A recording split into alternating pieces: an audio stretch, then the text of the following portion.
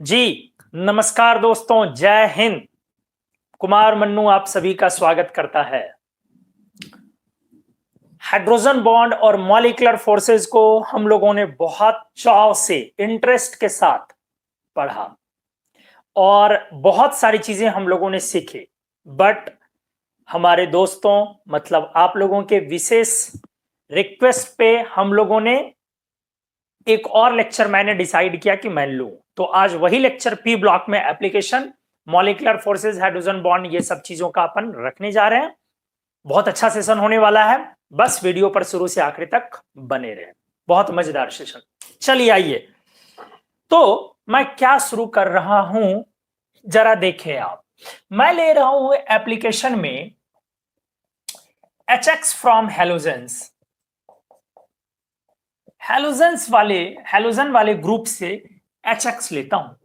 और MPBP तो खैर कॉमन चीज है, बहुत सारी बातें इस पर हम लोग डिस्कस करते हैं। आ जाइए अच्छे से। HF, HCl, HBr, HI। HF liquid है रूम टेम्परेचर पर और बाकी ये तीनों गैस है। क्यों है भाई लिक्विड रूम टेम्परेचर पर? Due to very strong intermolecular hydrogen bond. काफी स्ट्रॉन्ग इंटरमॉलिक्यूलर हाइड्रोजन बॉन्ड है, इसलिए वो लिक्विड है। और इन सब में कौन सा मॉलिक्यूलर फोर्स है? तो डायपोल डायपोल है। और स्ट्रॉन्ग नहीं, वीक डायपोल डायपोल हम लोग बोलते हैं। वीक डायपोल डायपोल इंटरेक्शन है, इसीलिए सो दे आर गैसियस। ठीक है, अब अगर अपन बात करें, बहुत सारी बातें इसमें कर सकते हैं। पहले एमपीबीपी पर बात डिस्कस कर ले।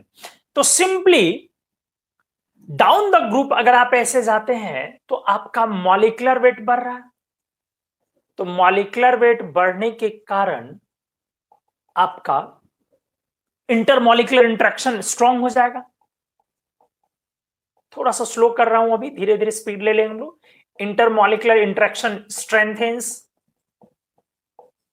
और ये जितना स्ट्रांग होते जाएगा, एमपीबीपी की बात कर रहा हूं, सिंपली बॉइलिंग पॉइंट आपका बढ़ेगा। ठीक है, अब आ जाओ, एमपीबी लिख सकते हो, लेकिन हमने आपको क्लियर किया था, अच्छे से सुन ले, एमपी और बीपी दो अलग अलग चीजें हैं। एमपी डिपेंड करती है सॉलिड स्टेट की बॉन्डिंग पर, मॉलिक्यूलर इंटरेक्शंस पे, और बीपी डिपेंड करता है लिक्विड स्टेट के इंटरेक्शन पे। तो आपको यह चीज समझना पड़ेगा कि अगर कोई सब्सटेंस सॉलिड है तो हम लोग उसके एमपी को, मेल्टिंग पॉइंट को थोड़ा इंटरेस्ट से पढ़े। मेरी बात को अच्छे सुने।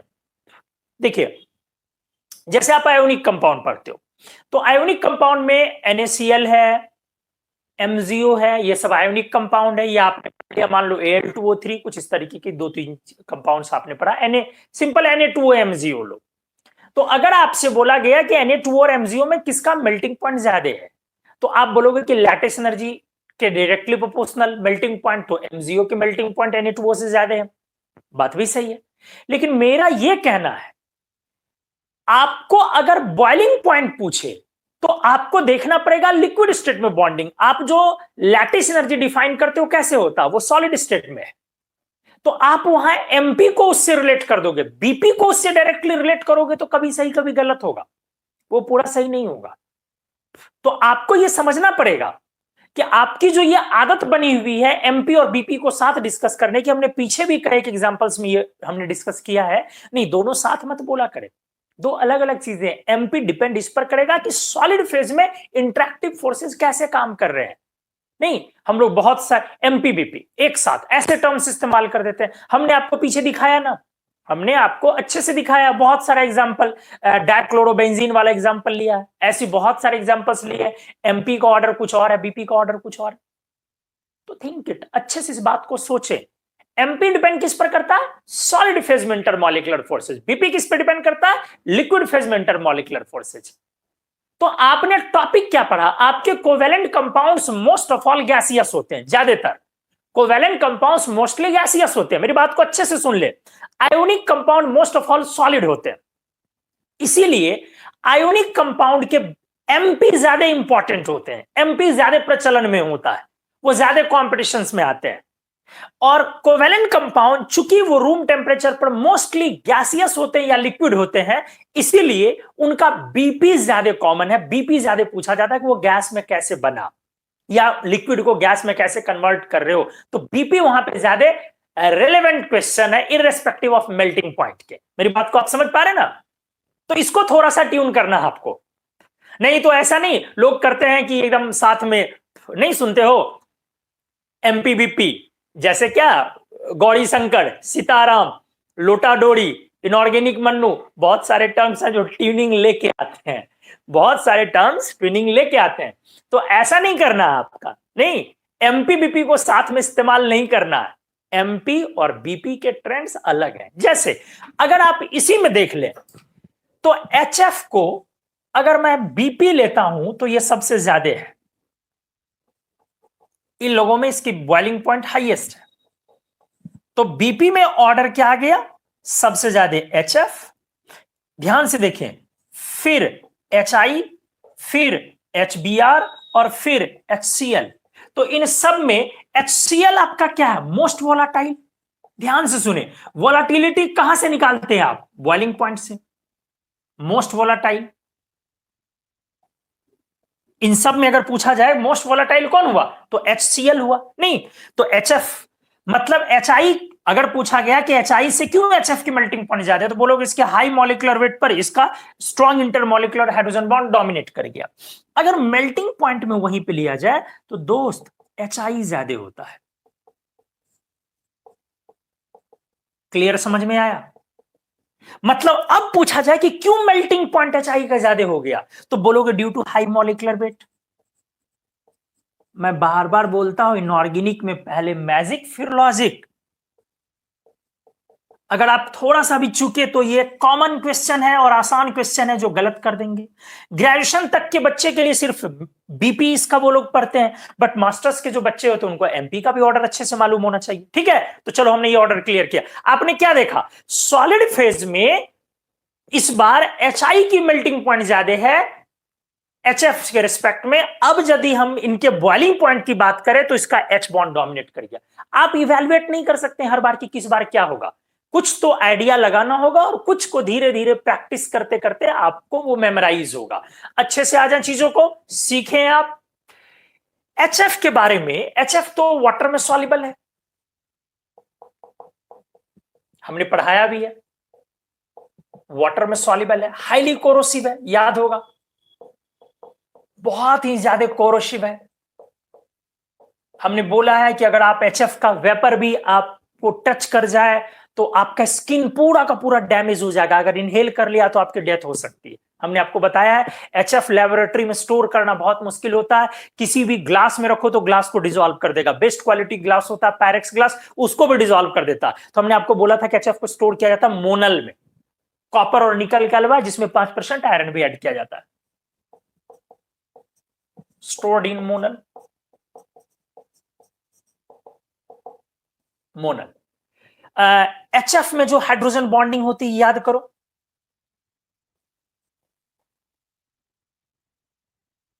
इस तरीके का था, और ये वाला एंगल था 116 डिग्री, 120 के अराउंड 0.95 एंगस्ट्रॉम और 1.55 एंगस्ट्रॉम था ना। और अगर आप एचएफ सॉलिड ले या एचएफ अगर आप लिक्विड ले तो इसमें लीनियर हाइड्रोजन बॉन्ड है, लीनियर या वन डायमेंशनल कह सकते हैं, इस तरीके का है। लेकिन गैसियस में साइक्लाइजेशन हो जाता है। एचएफ गैसियस जो होता है कंटेन्स, साइक्लाइजेशन हो जाता है, साइक्लाइजेशन थ्रू हाइड्रोजन बॉन्ड्स। हमने आपको बोला था इसके गैस में भी हाइड्रोजन बॉन्ड आप बोलेंगे, नहीं ऐसा नहीं कि गैस में आप हाइड्रोजन बॉन्ड नहीं बोलेंगे। तो गैसियस फेज में ये साइक्लाइजेशन हो जाता है HF4 जनरली से लेके HF6 तक जाता है गैसियस फेज में, ठीक है। लेकिन मोस्ट जनरल कौन होता है? HF4 गैसियस फेज में। ये मतलब 4 HF जो है वो आपका साइक्लिक हो जाएगा। इस तरह से आपका ये हाइड्रोजन बॉन्ड साइक्लाइजेशन हो गया। क्लियर है? किस फेज में मैंने बोला? गैसियस फेज में सैचुरेशन हो जाता है, लेकिन लिक्विड और गैस फेज में ये जो आपका इस तरह से चेन में जाता है, सॉरी यहां पर एफ आएगा ना, सॉरी एफ, ये एच है, ये एफ है, ये एच है, ये एफ है, और ये सॉरी क्या है, F H F H F H. कुछ तो गड़बड़ किया यार, क्या गड़बड़ किया, क्या गड़बड़ किया? वर्टेक्स पे फ्लोरीन गया ना, अच्छा ये एक्स्ट्रा निकाल दिया ना, सॉरी। वर्टेक्स पे फ्लोरीन जाएगा एंगल स्ट्रेन के लिए, F H F H F, सही है। चलो गुड, हमने क्लियर किया था वर्टेक्स पे हाइड्रोजन नहीं आना चाहिए इस वाले में, क्योंकि हाइड्रोजन अगर एक बार आपका आ गया फिर एंगल स्ट्रेन बनेगा, इतना बड़ा एंगल पॉसिबल नहीं है वहां पर। क्लियर? अब आ जाओ। हाँ, आपने ये भी पढ़ा कि एच एफ प्लस के एफ, ये हमने पढ़ाया था। आप के एच एफ टू बना सकते हो, but K H C L two does not exist, क्योंकि हमने क्लियर किया था कि आपका HCl हाइड्रोजन बॉन्ड नहीं बनाता है यूजुअली, इसीलिए आपका KHCl2 नहीं बनेगा। HCl2 माइनस का स्टेबलाइजेशन बहुत डिफिकल्ट है, वाइल वहीं पे CsHCl2 एग्जिस्ट। अब जरा आओ चीजों को जरा देखो। हमने बोला दोस्त कि अभी HF वाले में दो चार पॉइंट ऐसे ही बता रहा हूं, आप पी ब्लॉक एकदम पी ब्लॉक पर रहे। हमने बोला, आपने पढ़ा था KHF2 बनता है, हमने ये भी पढ़ाया था कि KHF2 में भी एक और HF ऐड होता है, H2F3 माइनस, याद करो, फिर H3F4 माइनस वगैरह, उधर धीरे धीरे बनना डिफिकल्ट हो जाता, बट H2F3 माइनस तक अच्छे से बनता। H2F3 माइनस में आप याद करो ट्रायगोनल स्ट्रक्चर हमने दिखाया था, और हमने बोला था वहां अनसिमेट्रिकल होता है, HF में अनसिमेट्रिकल, लेकिन HF2 माइनस में सिमेट्रिकल। तो दोबारा मेरा उधर जाने का कोई मकसद नहीं है। तो KHF2 एग्जिस्ट करती है बट KHCl2 नहीं करती है। तो ये अगर आपसे पूछा जाता है कि क्यों KHCl2 नहीं करती है, तो बहुत सिंपल लॉजिक, क्या उसका आंसर करोगे कि सर जिस तरीके से HF2 माइनस में HF और F माइनस के बीच इंटरमॉलिक्यूलर हाइड्रोजन बॉन्ड सिमेट्रिकल काफी स्ट्रॉन्ग बनता है, HCl2 में ऐसा स्टेबलाइजेशन पॉसिबल नहीं, क्योंकि Cl माइनस की साइज बहुत बड़ी है, इसलिए KHCl2 नहीं बनी। फिर मैंने बोला CsHCl2 बनेगा, क्यों? अगले पेज में एक्सप्लेन करता हूं, जल्दी से क्लिक करें।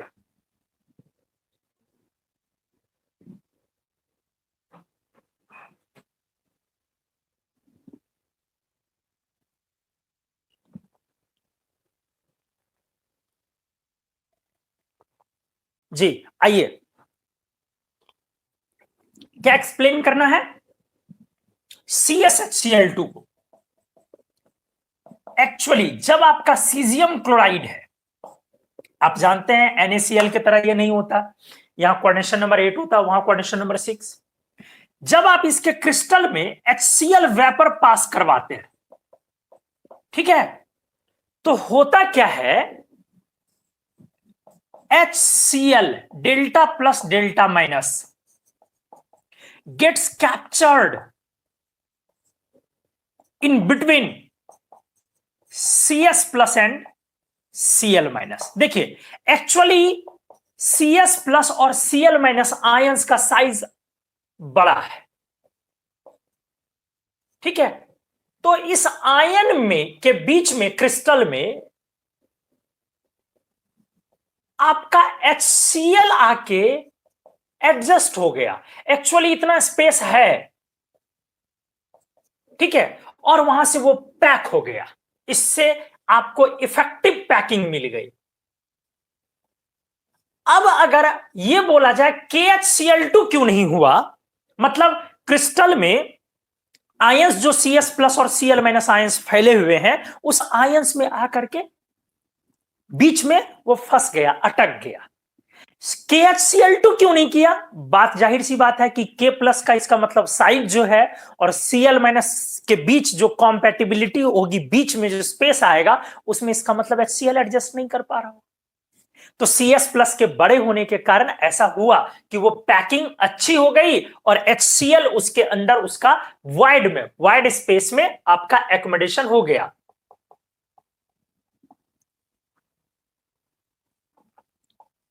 इसीलिए आपका CsHCl2 यहां से बन गया। कैसे हो गया? इसमें क्या सब है? CS प्लस, ध्यान से ClH और Cl माइनस, कौन सा इंटरेक्शन है ये दोस्त? Ion dipole. कौन सा इंटरेक्शन है ये? आयन डायपोल इंटरेक्शन है। क्लियर हो गई होंगी चीजें। तो इस तरह से अगर आपको स्टेबिलिटी बोली जाए, ये सब तो एग्जिस्ट भी नहीं किया, लेकिन RbHCl2 के पास से एग्जिस्टेंस शुरू हो जाएगा। क्यों ऐसा हुआ? क्योंकि साइज बढ़ने की वजह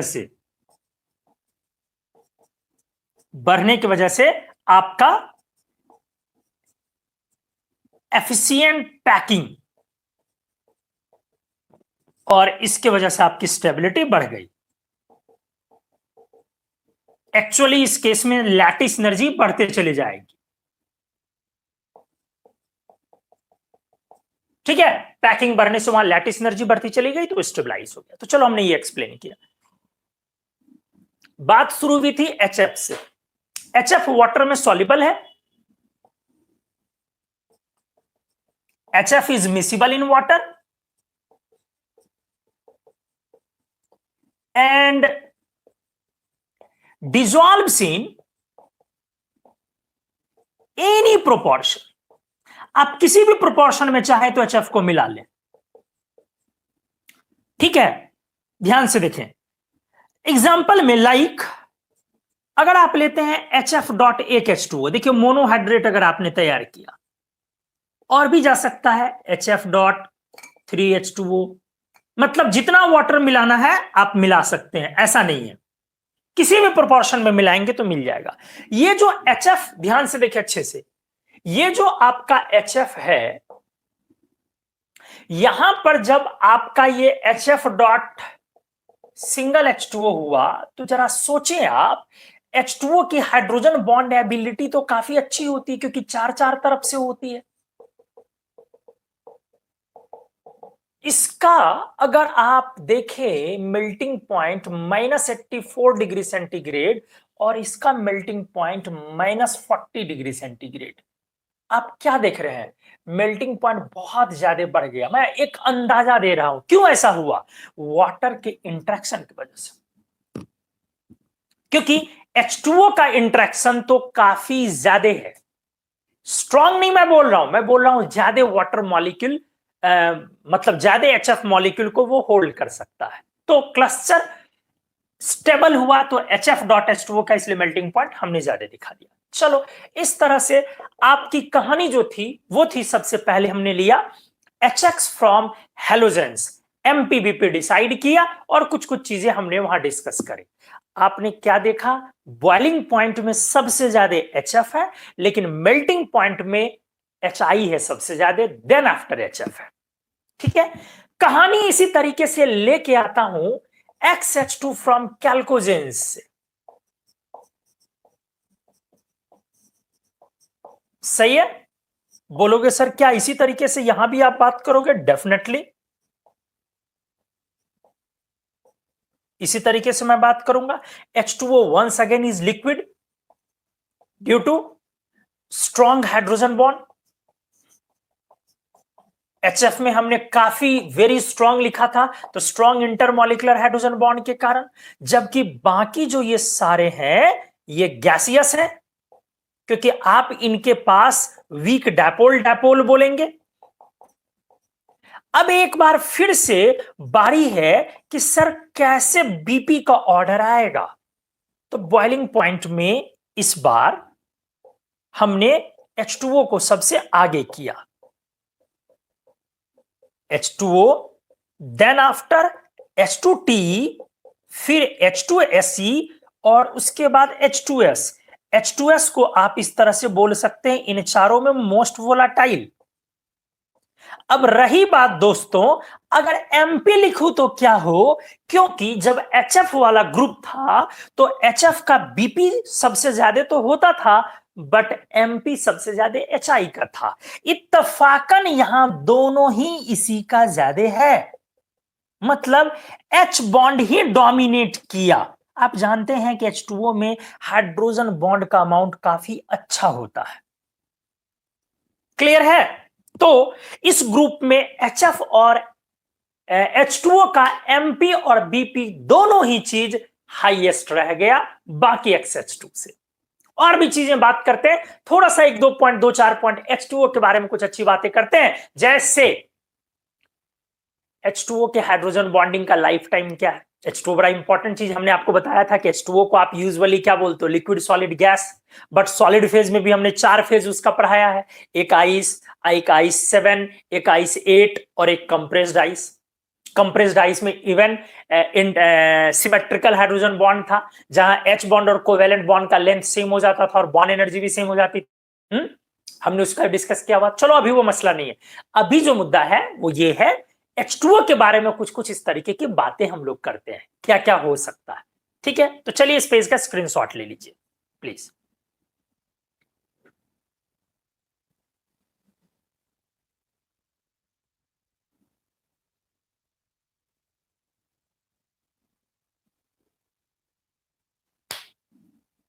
तो अब हम लोग इस बात को थोड़ा सा H2O के बारे में थोड़ा डिस्कस करते हैं, जरा अच्छे से देखिए। H2O, आपने बोला H2O गैस, वेपर, आपने बोला H2O लिक्विड, वाटर। वाटर का मतलब, H2O का मतलब तो वाटर है नहीं, H2O लिक्विड का मतलब वाटर है। और आपने बोला H2O सॉलिड, आइस, आपने बोला H2O सॉलिड, आइस 7, आपने बोला H2O सॉलिड, आइस 8, और आपने बोला H2O सॉलिड, कंप्रेस्ड आइस। फिलहाल बातें हो रही हैं लिक्विड वाले की, इसकी बातें हो रही है। जरा एक बार इसमें हाइड्रोजन बॉन्ड का स्ट्रक्चर आ जाए वाटर में। तो वाटर में जो आप स्ट्रक्चर बोलते हैं वो बोलते हैं ओपन केज लाइक स्ट्रक्चर, खुले पिंजरे की तरह स्ट्रक्चर। अच्छे से आप देखें, इस स्ट्रक्चर को बनाने भी आना चाहिए, बहुत बेसिक लर्निंग है, मैं बनाने भी सिखा रहा हूं। आ जाए आराम से, ध्यान से। आप क्या करें, पहले ऐसे 3-4 H2O ऊपर नीचे ड्रॉ कर लें, इस तरह से 3-4 H2O ऊपर नीचे ड्रॉ कर लें। ठीक है, अच्छे से देखें, हम लोगों को ड्रॉ करना है कि किस तरीके से अपना ये ओपन केज लाइक स्ट्रक्चर। अब आ जाइए, 4 हाइड्रोजन बॉन्ड, सामने आएगा H और ये पार्ट होगा लीनियर। अब ये एक H उधर खुलेगा, सामने आराम से देखें H, और ये पार्ट लीनियर होगा। आपको मैंने पढ़ाया है XHY, ये पार्ट क्या होना चाहिए दोस्त, लीनियर जनरली। तो ये देखो OH, अब इस सिमेट्री पर, सेम सिमेट्री पर आ जाए H। क्लियर हो गया? ध्यान से देखिए, HOH, ये देख क्लियर हो गया, HOH। क्लियर है? अब आ जाए, जैसे फिर आगे इसी तरीके से ये प्रोसेस आगे जाएगा। अब जैसे यहां क्या आ जाएगा, H लीनियर, O सिमेट्री पर यहां आ गया H। अब ये लो, इससे इसको कनेक्ट कर दो। क्लियर है? ठीक से देखते जाओ, जैसे लो HOH कनेक्ट कर दो, HOH कनेक्ट कर दो। क्लियर हो गया? तो ये आप देखें, इस तरह से ये फैलते जाएगा। इसी को खुले पिंजरे की तरह स्ट्रक्चर बोलते हैं, क्योंकि ये 3 डायमेंशनल है, कोई प्लेनर तो है नहीं, 3 डायमेंशनल है।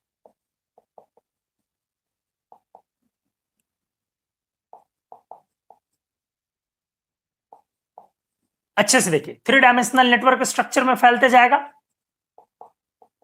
ओपन केज लाइक, खुले पिंजरे की तरह। क्यों? क्योंकि ये वाला जो हाइड्रोजन बॉन्ड है यहीं से ओपन केज हो रहा। तो आपको ये बनाने अच्छे से आने चाहिए, बनाना अच्छे से आना चाहिए। और बनाने के लिए हमने स्टेप बाय स्टेप फॉलो किया कि कैसे आप अप्रोच करें। हमने 4 H2O लिखा, OH फैलाते गया। मैं एक बार और सामने बना करके फिर से दिखाता हूं, ताकि आप लर्न कर पाए, फिर से अच्छे से आ जाए। मैंने क्या बोला, कैसे शुरू करना है दोस्त, 3-4 H2O को ऊपर नीचे बराबर दूरी पर लिख लो।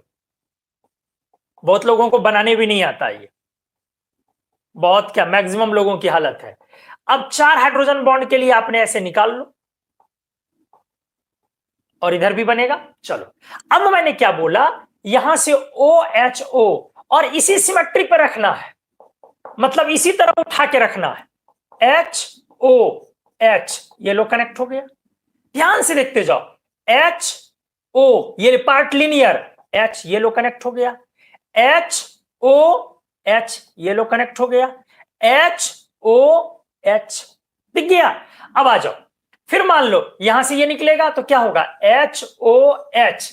अब यहां से इसको जोड़ लो, सही है, HOH ये लो जोड़ लो, फिर आ जाओ HOH, प्लेसमेंट सेम वैसे ही रखना है, फिर आ जाओ HOH। तो इस तरह से ये फैलते जाए। अब तो समझ में आ गया होगा मेरे दोस्त कैसे बनता है ये। अब ये आप देखें कि आपने जो ये तैयार किया है, काउंट कर ले, इस केज में पिंजरे में 8 मेंबर्स होंगे। अगर उससे कम पड़ गए या ज्यादा तो गलत हो जाएगा। तो अगर आपको ओपन केज लाइक स्ट्रक्चर का 4 स्ट्रक्चर ऑप्शंस दिया जाए तो देखना, ध्यान देना कि 8 एटम्स उसमें केज में होने चाहिए। 1 2 ध्यान से 1 2 3 4 5 6 7 8 मेंबर्स हैं आपके हर एक केज में।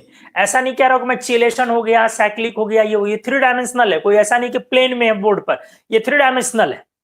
क्लियर है? तो चलो ये, और बाकी तो आप हाइड्रोजन बॉन्ड आप जानते ही हैं, 297 पिकोमीटर हाइड्रोजन बॉन्ड जो वहां पर लेंथ है टोटल आपका 197 और 1 एंगस्ट्रॉम। कोवेलेंट बॉन्ड वाला कितना होता है ये अप्रोक्सीमेटली 0.99 एंगस्ट्रॉम, और ये वाला कितना होता है याद करो 1.76 एंगस्ट्रॉम, सॉरी 97 ना,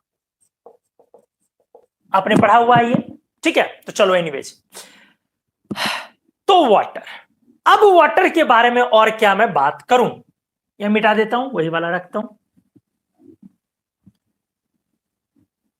आप अगर इस H बॉन्ड का स्ट्रेंथ बोले ध्यान से तो कितना है दोस्त, सर 21 किलो जूल पर मोल। अच्छे से आ जाओ, इक्विवेलेंट टू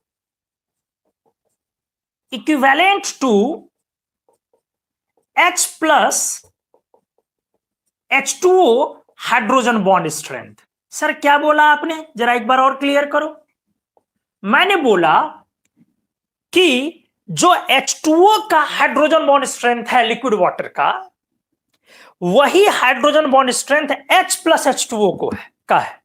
अगर मैं बोलूं कि H प्लस H2O और H2O H2O में H प्लस मतलब H3O प्लस हो गया, ये H प्लस का मतलब क्या हो गया H3O प्लस ना, क्योंकि H प्लस तो रहेगा नहीं वाटर में, वो H3O प्लस बन जाएगा।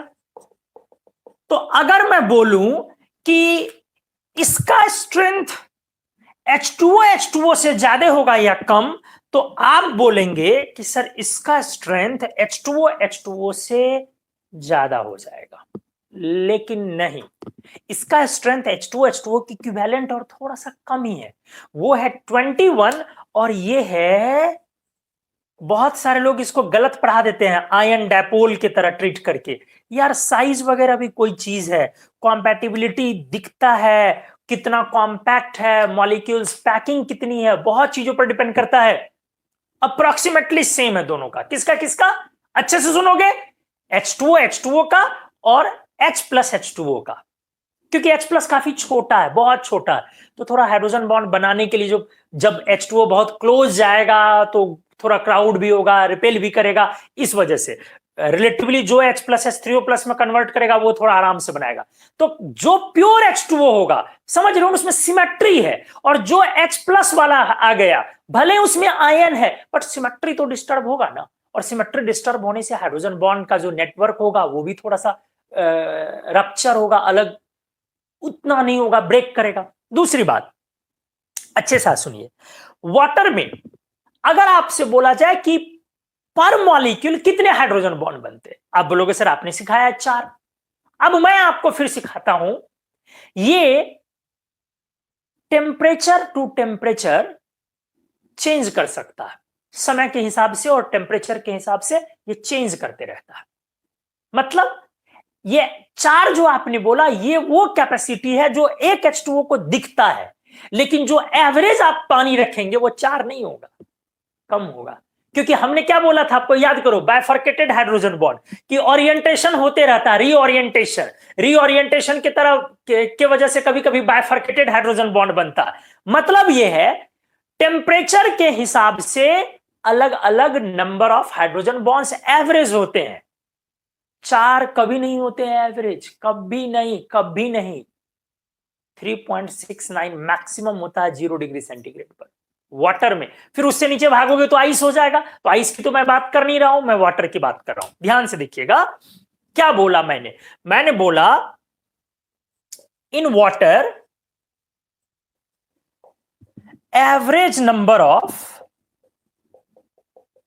हाइड्रोजन बॉन्ड्स फॉर्म्ड बाय, चौंकने वाली बात है, by each molecule fluctuates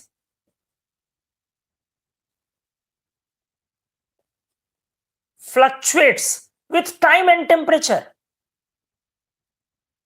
sir क्या बोला आपने, इसको और अच्छे से एक्सप्लेन कर दो, और डेटा वेटा भी सर आप देते रहते हो, दे दोगे तो और सर अच्छा हो जाएगा।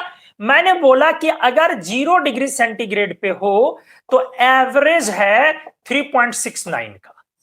अब अगर आप 25 डिग्री सेंटीग्रेड पर आ जाओ तो ये एवरेज हर एक वाटर मॉलिक्यूल जो बनाएगा वो 3.59, और अब अगर 100 डिग्री सेंटीग्रेड पर आ जाओ तो अब जो ये एवरेज बनाएगा काफी कम हो जाएगा।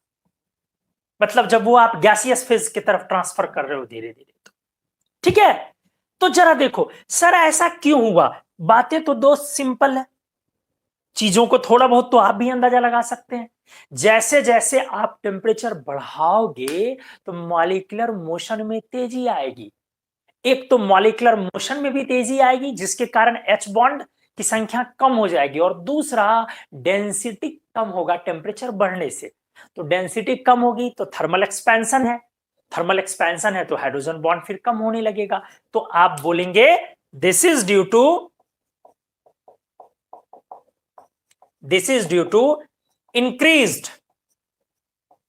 मॉलिक्यूलर मोशन, क्योंकि टेम्परेचर आपने बढ़ाया है, increased molecular motion and decreased density. कितनी अच्छी चीजें मैंने आपको बताई। लोगों को लगता है कि वाटर में H2O, हर एक H2O 4 हाइड्रोजन बॉन्ड बनाए हुए, जी नहीं। क्या बोला मैंने, एवरेज 3.69 मैक्सिमम बनाता जब आप आइस वाटर के इक्विलिब्रियम फेज में होते हो।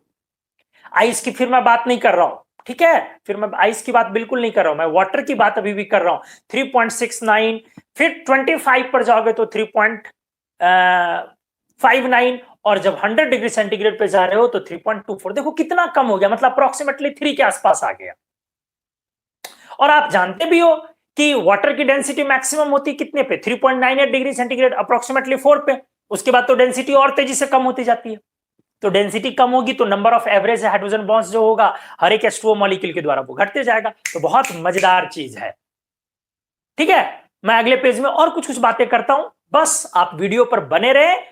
आपको ना बैक करना है ना कुछ करना है, एकदम लगातार बने रहे। बहुत शानदार लेक्चर, हम लोग इसमें बहुत सारी चीजें डिस्कस करेंगे आपके नॉलेज के लिए। Please screenshot.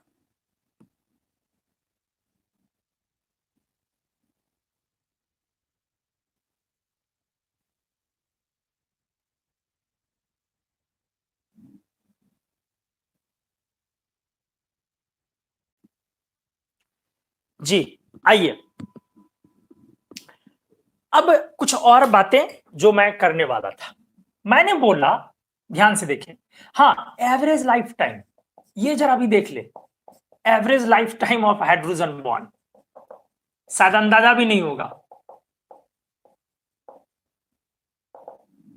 क्या मैं बोल रहा हूं, कोई भी हाइड्रोजन बॉन्ड वाटर में स्टेबल है, लेकिन उसकी तो एक उम्र है ना यार।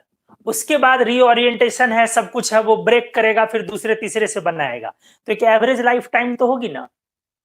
तो एवरेज लाइफ टाइम, बड़ा अच्छा पॉइंट मैंने बोला, आपने कभी सोचा नहीं होगा। बहुत सिंपल सी बात है, जो H2O मॉलिक्यूल दूसरे H2O से H बॉन्ड बनाए हुए, क्या वही हमेशा चलते रहेगा कि ये कभी ब्रेक करके दूसरे तीसरे से बनाएगा? ब्रेक करेगा। तो एक एवरेज लाइफ टाइम डिफाइन होगा। तो आइए एवरेज लाइफ टाइम डिफाइन कर रहा हूं।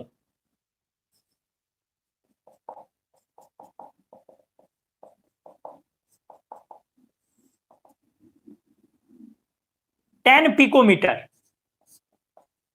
Sorry pico second, sorry metre लिख दिया, 10 पिको सेकेंड, मतलब हो गया 10 टू द पावर -11 सेकेंड ना जी, क्योंकि हमने 10 पिको सेकेंड लिखा, तो 10 टू द पावर -11 सेकेंड, ये एवरेज लाइफ टाइम है। सोचो कितना कम है ये एवरेज लाइफ टाइम। और आप अपने आप को एक चश्मे में अच्छे से देखिए, आपको क्या अंदाजा लगता था पहले? जो हाइड्रोजन बॉन्ड है वो है। अगर आपसे कोई बात करता कि वो हाइड्रोजन बॉन्ड कब ब्रेक क्यों करेगा पानी में, पानी में क्यों ब्रेक करेगा? अब सोचिए, आप सोचते थे ब्रेक क्यों करेगा, और बातें क्या निकली? 10 पिको सेकेंड उसकी स्टेबिलिटी है, उतने देर तक ही उसका लाइफ टाइम एवरेज। भाई साहब, इसीलिए बोलता हूं इनऑर्गेनिक को या तो अच्छे से पढ़ो या छोड़ दो, ठीक है? तो बहुत कम है, बहुत शॉर्ट स्पैन ऑफ टाइम है इसका एवरेज लाइफ टाइम, बहुत कम लाइफ टाइम है इसका। क्लियर भी होंगी चीजें। और हां जी हां, हमने ये भी बोला कि स्ट्रेंथ, एच बॉन्ड स्ट्रेंथ, हमने अभी क्या बोला? ध्यान से देखो, H2O का इक्विवेलेंट है, लेकिन ज्यादा ही है किससे? H प्लस H2O से। इसका कितना हमने बोला? 21 किलो जूल पर मोल। और ये कितना बोला हमने? 18। सर बार बार आप ये क्यों लिख रहे हो? क्योंकि H2O से H प्लस निकलता है, तो ये वाली जो बातें हैं ये कब होगा? जब आपका एक H2O H प्लस देगा, तब ना ऐसा सिचुएशन आएगा। तो क्या ये सेल्फ आयनाइजेशन होता है वाटर का? अब मैं ये सवाल अगर पूछूं, क्या सेल्फ आयनाइजेशन ऑफ वाटर होता है या नहीं? यस और नो, अच्छे से सोचे। अगर आपने थोड़ी भी केमिस्ट्री पढ़ी लिखी है तो आपका जवाब होगा नो, नहीं होता है। सेल्फ आयनाइजेशन ऑफ वाटर कहां होता है भाई? वाटर खुद आयनाइज करता है क्या? जब तक हम उसमें एसिड ना करें, उसको एसिडिफाई ना करें, कोई स्ट्रॉन्ग बेस ना डालें, सेल्फ आयनाइजेशन ऑफ वाटर क्यों होगा? बिल्कुल नहीं होता है। लेकिन मैं बोल रहा हूं होता है। वो इतना कम रेशियो में होता है सेल्फ आयनाइजेशन कि आप इग्नोर कर लेते हैं, बट सेल्फ आयनाइजेशन होता है। HF का तो बहुत तेज होता है, हमने आपको पढ़ाया भी है। HF का तो बहुत फास्ट होता है, H2O का बहुत स्लो होता है। कितना स्लो? जरा अच्छे से सुनो। On average 5.5 into 10 to the power 8 molecules में से एक मॉलिक्यूल H प्लस रिलीज करता है। मतलब सोचो 10 टू द पावर 8 मॉलिक्यूल्स बहुत ज्यादा हैं।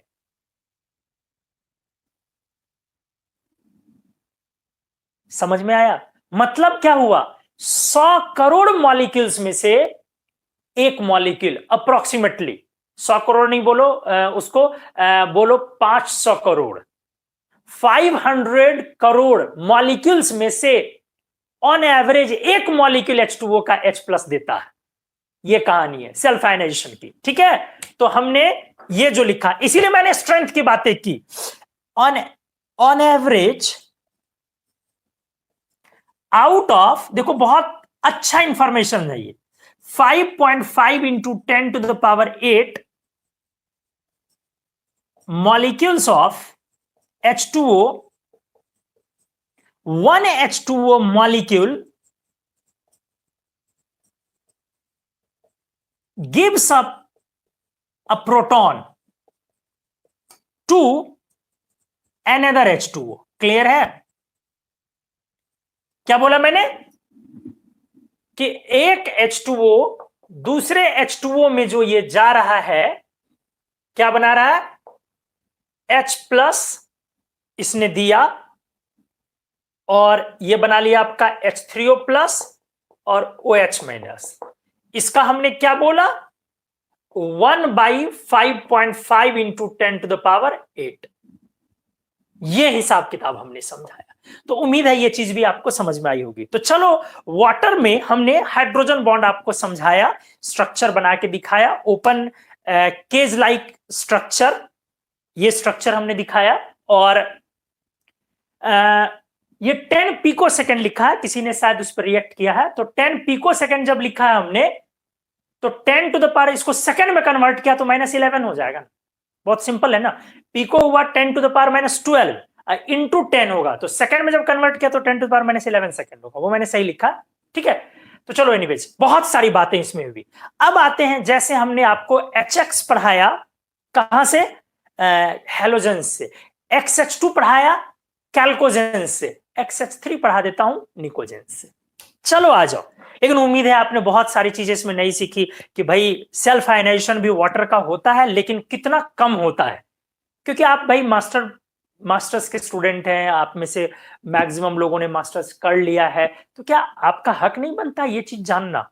क्या आपका हक नहीं बनता ये चीज जानना कि भाई उसकी लाइफ टाइम क्या होती है? आपका नजरिया क्या था इसको लेके कि वो H बॉन्ड बन गया तो बन गया, वो हमेशा के लिए बन गया, वो टूटेगा कहां, वो ब्रेक थोड़ी ना करेगा। लेकिन क्या निकला भाई साहब, आप सोचते हैं वो ब्रेक नहीं करेगा, ये तो क्या निकला, कितनी शॉकिंग चीजें हैं। लेकिन वही है, इनऑर्गेनिक को प्रैक्टिकली लोग फील करने की कोशिश नहीं करते हैं। ये बात आपको तभी फील कर लेना चाहिए था जिस दिन मैंने बोला कि बहुत फास्ट रीओरिएंटेशन होता है H2O का, और रीओरिएंटेशन के दौरान बाइफरकेटेड हाइड्रोजन बॉन्ड भी वाटर को बनाने का मौका मिलता है। और बाइफरकेटेड बनाने के दौरान 3 ही वाटर मॉलिक्यूल का, एक बाइफरकेटेड हाइड्रोजन बॉन्ड साइकिल में 3 ही वाटर मॉलिक्यूल का काम होता है। तो चलो, वो हमने एक्सप्लेन कर दिया था, ठीक है। चलिए आ जाए, अब आ जाता हूं मैं लेके आपको XH3 फ्रॉम निकोजेंस। अच्छे से देख ले। तो इस बार टॉपिक आपका आ गया NH3, PH3, ASH3, SBH3। आपने इसका नाम भी दिया हुआ है, क्या बोलते हो, ammonia. PH3 is phosphine, ASH3 is arsine, बोलते हो ना, SBH3 स्टीबीन। तो आ जाए, इस बार ये गैस है। Due to weak intermolecular hydrogen bond, ammonia का जो हाइड्रोजन बॉन्ड है वो काफी कमजोर इंटरमॉलिक्यूलर हाइड्रोजन बॉन्ड होता है, क्योंकि लो इलेक्ट्रोनेगेटिविटी, लेस इलेक्ट्रोनेगेटिविटी की वजह से। और बाकी जो ये है, ये तो गैस है ही, और इनके पास कौन से फोर्स हैं, डायपोल डायपोल ही है, वीक डायपोल डायपोल ही है। चलिए एनीवेज, तो आपका नीचे जाने पर आपका मॉलिक्यूलर वेट बढ़ने के कारण बॉइलिंग पॉइंट बढ़ेगा। और हमने सीखा है कि बीपी को एमपी के साथ एक साथ ऑर्डर नहीं करेंगे, बीपी और एमपी का अलग अलग आइडिया है तो रखेंगे। ये नहीं कि राम सीता गौरी शंकर लोटा डोरी इनऑर्गेनिक मन्नू, वो वाला हिसाब किताब नहीं है। तो चलो, इस बार ये सबसे नीचे नहीं जा पाता है क्योंकि कमजोर H बॉन्ड है, ये यहां रह जाता है। तो अगर आप बॉइलिंग पॉइंट का ऑर्डर करें, अगर BiH3 भी लेना है तो ले सकते हैं, तो BiH3, देन आफ्टर SbH3, फिर उसके बाद SbH3 के पीछे आ गया NH3, ठीक है। 4 मेंबर ही चूंकि हमने लिया है तो 4 मेंबर को ही देख ले, यहीं से देख ले, फिर ASH3 और फिर PH3। तो इस बार आपका दोस्त मोस्ट वोलाटाइल कौन है, फॉस्फीन। फॉस्फीन एक पॉइजनस गैस है, जाने, काफी पॉइजनस होता है फॉस्फीन, काफी ज्यादा पॉइजनस होता है फॉस्फीन। और गीले जगहों पर अगर आप फॉस्फीन गैस को रिलीज करेंगे, मार्सी प्लेस पर, कीचड़ वाली जगह पर या पानी के ऊपर, तो फॉस्फीन जलना शुरू करता है। फॉस्फीन एक्चुअली नहीं जलता है, फॉस्फीन में हमेशा P2H4 और हाइड्रोजन और व्हाइट फास्फोरस इंप्योरिटी के रूप में पाया जाता है, इसीलिए वो जलता है। तो बहुत लोग रटे रहते हैं कि फॉस्फीन जलता है, फॉस्फीन नहीं जलता। अगर आपसे बोला कि प्योर फॉस्फीन है, बोलोगे नहीं, ये नहीं जलता है। फॉस्फीन इसलिए बर्न करता है मार्सी प्लेस पर, कीचड़ वाली जगह पर, इसीलिए वो जलता है क्योंकि उसमें जब आप उसको लाते रखते हैं तो उसमें P2H4 हाइड्रोजन और P4 इंप्यूरिटी, 3 इंप्यूरिटी मेजर है, P2H4, हाइड्रोजन और P4, उसके कारण वो जलता है। प्योर फॉस्फीन नहीं जलता है। इस तरीके से बहुत सारी चीजें सीखने को मिलती है। ठीक है, चलो आ जाओ। तो बीपी में इस बार NH3 कम पड़ गया। अब आते हैं एमपी में। अब मैं बात कर रहा हूं मेल्टिंग पॉइंट में। अगर आप मेल्टिंग पॉइंट में बात करें तो NH3 इस बार आगे गया। किससे? इस मेंबर को चलो मैं हटा के, चूंकि कंफ्यूजन ना हो, 4 ही मेंबर की हमने बात की है। ठीक है, आगे गया मेल्टिंग पॉइंट में NH3, SbH3, ASH3 और PH3। क्लियर है? 4 ही मेंबर लिया है तो चलो 4 ही लो। वैसे जान लो BiH3 अनस्टेबल होता है, ये अनस्टेबल होता है and decomposes below 0 degree centigrade to metallic bismuth. वो मेटेलिक बिस्मथ पर ब्रेक कर जाता है 0 डिग्री सेंटीग्रेड आते आते। ठीक है, और BiH3 बिस्मथ प्लस हाइड्रोजन में ब्रेक कर जाएगा आपका, और BiH3 में बाकी के तरह ही यहां भी बॉन्ड एंगल 90 के आसपास होता है, 90.48। बाकी में भी आपने पढ़ा होगा PH3, SH3, SbH3 में भी 90 डिग्री का राउंड होता है। तो देखो कितना है। और अगर आप बात करोगे बॉइलिंग पॉइंट में तो NH3 SbH3 से आपका पीछे हुआ, और जो आपका मेल्टिंग पॉइंट है तो मेल्टिंग पॉइंट में आगे चला गया। मतलब यहां पर इसके हाई मॉलिक्यूलर वेट पर भारी पड़ गया, जबकि यहां के केस में क्या हो गया, इसका हाई मॉलिक्यूलर वेट भारी पड़ गया इसके H बॉन्ड पर। तो पॉइंट क्या आया दोस्तों? पॉइंट ये आया, जब आप HF, HCl, HBr, HI discuss कर रहे थे तो HF सबसे आगे गया बीपी में, HI से भी आगे गया। बट एमपी की जब आप बात करते हैं तब HI आगे रहा, HF एक मेंबर पीछे गया। H2O वाले ग्रुप में H2O MPBP दोनों में गया, और NH3 वाले में NH3 BP में नहीं जा पाया, उसमें SbH3 गया, MP में चला गया। क्लियर है? और BiH3 को हमने छोड़ दिया, जैसे BiH3 लोगे तो BiH3 यहां भी सबसे आगे है अगर रखना चाहो, और यहां भी BiH3 सबसे आगे है अगर रखना चाहो। ठीक है, वैसे 4 ही मेंबर्स सामान्य तौर पर पूछे जाते हैं, लेकिन कोई नहीं भाई, हम लोग मास्टर्स के स्टूडेंट हैं, हम लोग जान जाए तो कोई दिक्कत नहीं है। हाँ, BiH3 जो होता है बिस्मदेन बोलते हैं इसको, बिस्मदेन बोलते हैं इसको हम लोग। ये अनस्टेबल है, हाइड्राइड है, और 0 डिग्री सेंटीग्रेड आते आते ये डिकम्पोज कर जाता है, मेटेलिक बिस्मथ और प्लस डाइहाइड्रोजन में टूट जाता है ये। तो चलो, अमोनिया के बारे में आपने देखा कि अमोनिया रूम टेम्परेचर पर गैस रह गया क्योंकि वीक इंटरमॉलिक्यूलर हाइड्रोजन बॉन्ड, और ये लोग तो ऑलरेडी गैस ही है। तो बहुत सारी बातें इसमें भी हमने करी। तो चलो, ये भी एक एप्लीकेशन कंप्लीट हुआ, इसको आप स्क्रीनशॉट ले। कुछ नए एप्लीकेशन की तरफ फिर हम लोग बढ़ते हैं। तो अभी हम लोगों ने आज के लेक्चर में स्टार्ट किया, क्या सब किया दोस्तों? आपने गौर किया? XH from halogens, XH2 from chalcogens, XH3 from pnictogens. अब बोलोगे sir XH4 from carbon family भी ले ले, क्या करोगे लेके? क्योंकि वहां H बॉन्ड बनना नहीं है, सारे में वेंडरवाल फोर्सेज होंगे, तो straight MPBP down the group चला जाएगा। CH4 से ज्यादा SiH4 की BP, SiH4 से ज्यादा SiH4 से ज्यादा GH4 की BP, मतलब मिथेन से ज्यादा बॉइलिंग पॉइंट सिलेन की, सिलेन से ज्यादा जर्मेन की, स्टैनिन, प्लम्बिन, इस तरीके से वो जाएगा। ठीक है, और नीचे वाले हाइड्राइड उसके अनस्टेबल भी होते हैं, जो कभी मौका मिलेगा तो मैं पढ़ाऊंगा। तो चलो, आप इस पेज का स्क्रीनशॉट लो, अगले पेज में हम लोग और भी बहुत सारी अच्छी अच्छी चीजें बात करने वाले। प्लीज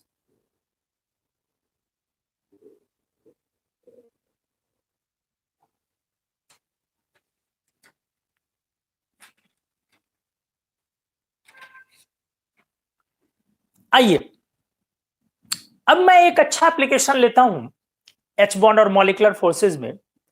2-4 एग्जांपल ऑर्गेनिक से भी निकालता हूं। ऑर्गेनिक में हालांकि एग्जांपल्स का तो भंडार है, खजाना है, तो हम लोग ऑर्गेनिक में ज्यादा जाएंगे नहीं। 1-2-4 एग्जांपल जहां पे कहीं कहीं इनऑर्गेनिक भी होती है, और या तो गलत फहमी होती है हमारी कि इनऑर्गेनिक नहीं है, या फिर कुछ और समझ लेते हैं। तो वैसे एग्जांपल मैलिक और फ्यूमेरिक, थोड़ा इस पर डिस्कस करता हूं 2 लाइन। हालांकि ये बहुत कॉमन एग्जांपल है और सभी को आता है करीब करीब, फिर भी कुछ आप सीखने को शायद आपको मिले, वहां आ जाइए और आप बताएंगे हाँ सर कुछ सीखने को मिला मैलिक फ्यूमेरिक में, जो पहले से मैं नहीं जानता था या गलत जानता था। चलिए आ जाइए। फर्स्ट डिसोसिएशन कांस्टेंट आप में से शायद हर कोई जानता होगा ये चीज, एक मुहावरे के तरह है, like a phrase. First dissociation constant of malic acid is greater than fumaric, while second dissociation constant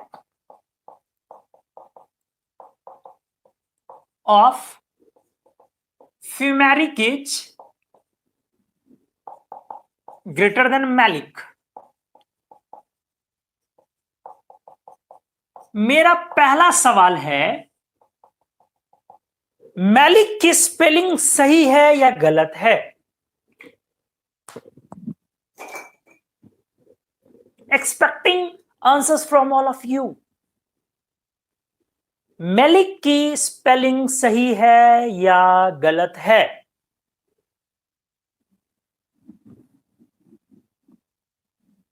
I am waiting eagerly for you answers.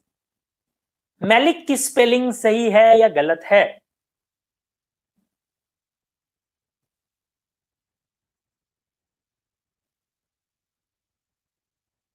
Malic acid,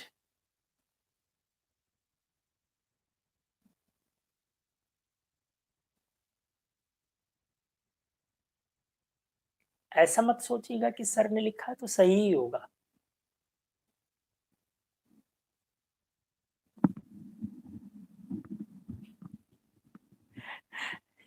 किसी ने बोला सर ठीक ही लग रहा है।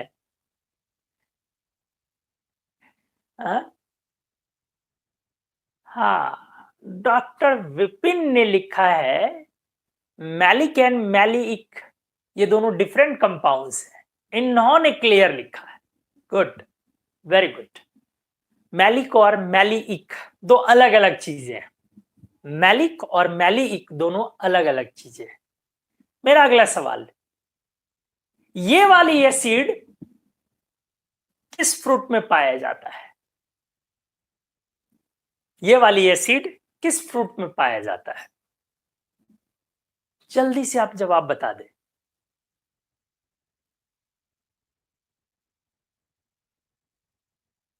ये वाली एसिड किस फ्रूट में पाया जाता है? बड़ा कॉमन होगा।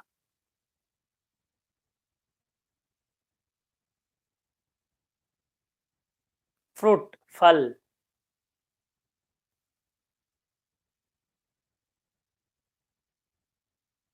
किस फ्रूट में पाया जाता है?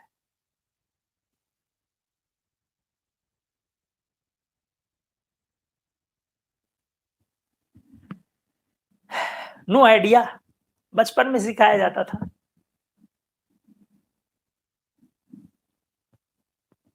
चलिए आइए, चलिए किसी ने जवाब दिया, अंकुर ने ग्रेप्स में। अरे अब जवाब आने लगा। कुमारी नंदिनी एप्पल।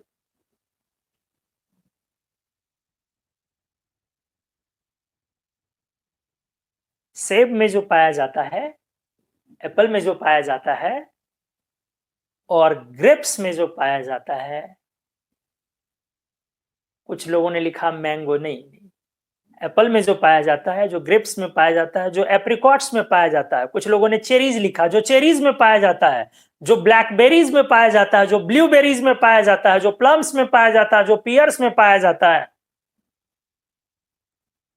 ठीक है, वो मैलिक एसिड होता है। ये सारे में ये वाले एसिड पाए जाते हैं, MALIC, ये नहीं, MALEIC नहीं।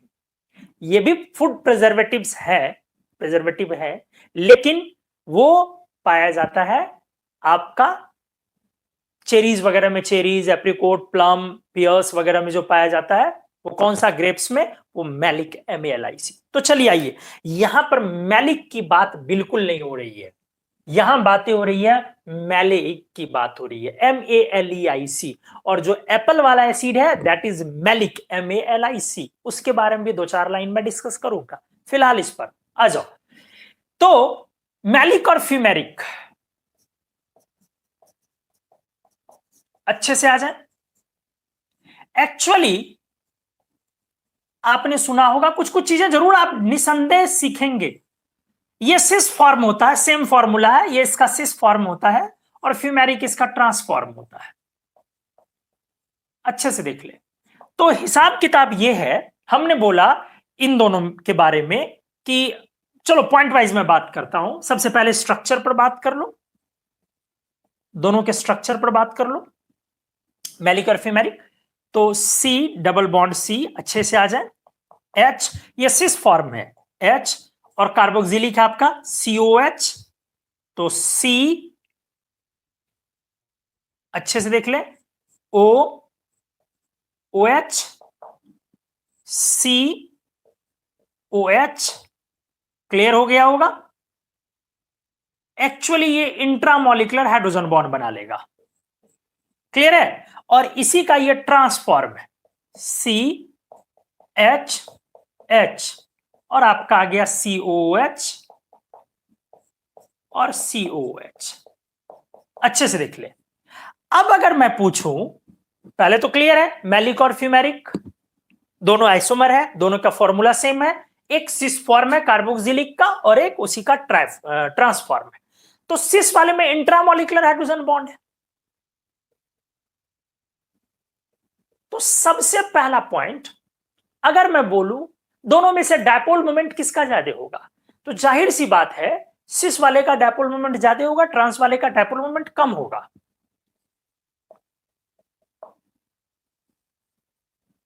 इसका डायपोल मोमेंट ज्यादा होगा, इसका डायपोल मोमेंट कम होगा। अगला पॉइंट, अगर मैं बोलूं कि दोनों में से किसका मेल्टिंग पॉइंट ज्यादा होगा, मेरे सवाल को अच्छे से देखिए, मैंने बोला कि दोनों में से किसका मेल्टिंग पॉइंट ज्यादा होगा, सिस का या ट्रांस का। अच्छे से सोचे, मैलिक का या फ्यूमेरिक का, आपसे जवाब मैं एक्सपेक्ट कर रहा हूं। मैलिक या फ्यूमेरिक में किसका मेल्टिंग पॉइंट ज्यादा होगा, मैलिक या फ्यूमेरिक, सोचिए अच्छे से।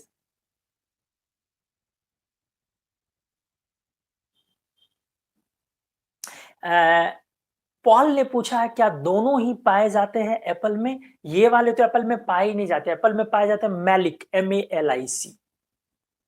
मैंने पूछा कि किसका मेल्टिंग पॉइंट ज्यादा होगा। देखो एच बॉन्ड का एप्लीकेशन, आप ऑर्गेनिक में थे, आप डिसोसिएशन कांस्टेंट कंपेयर करते, मैंने अपना इनऑर्गेनिक लगाया और मेल्टिंग पॉइंट आपसे पूछा।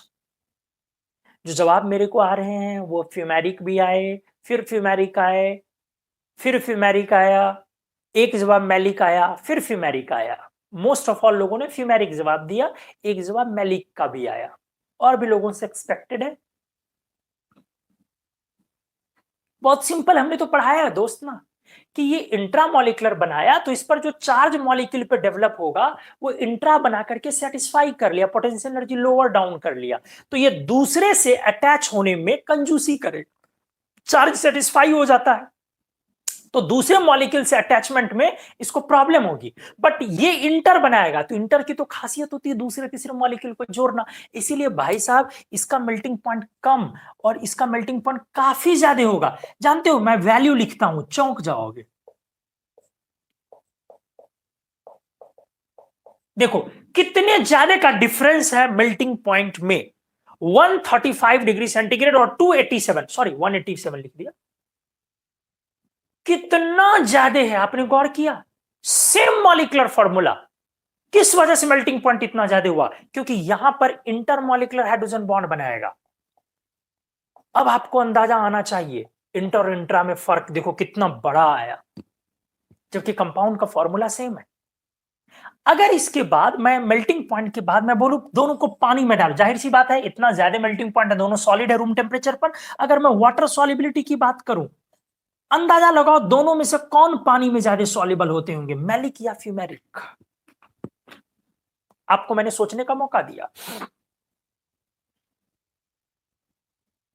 वाटर सॉल्युबिलिटी किसकी ज्यादा होती होगी, बड़ा अच्छा क्वेश्चन दिया मैंने, अच्छे से सोचे, मैलिक और फ्यूमेरिक में किसकी वाटर सॉल्युबिलिटी ज्यादा होगी।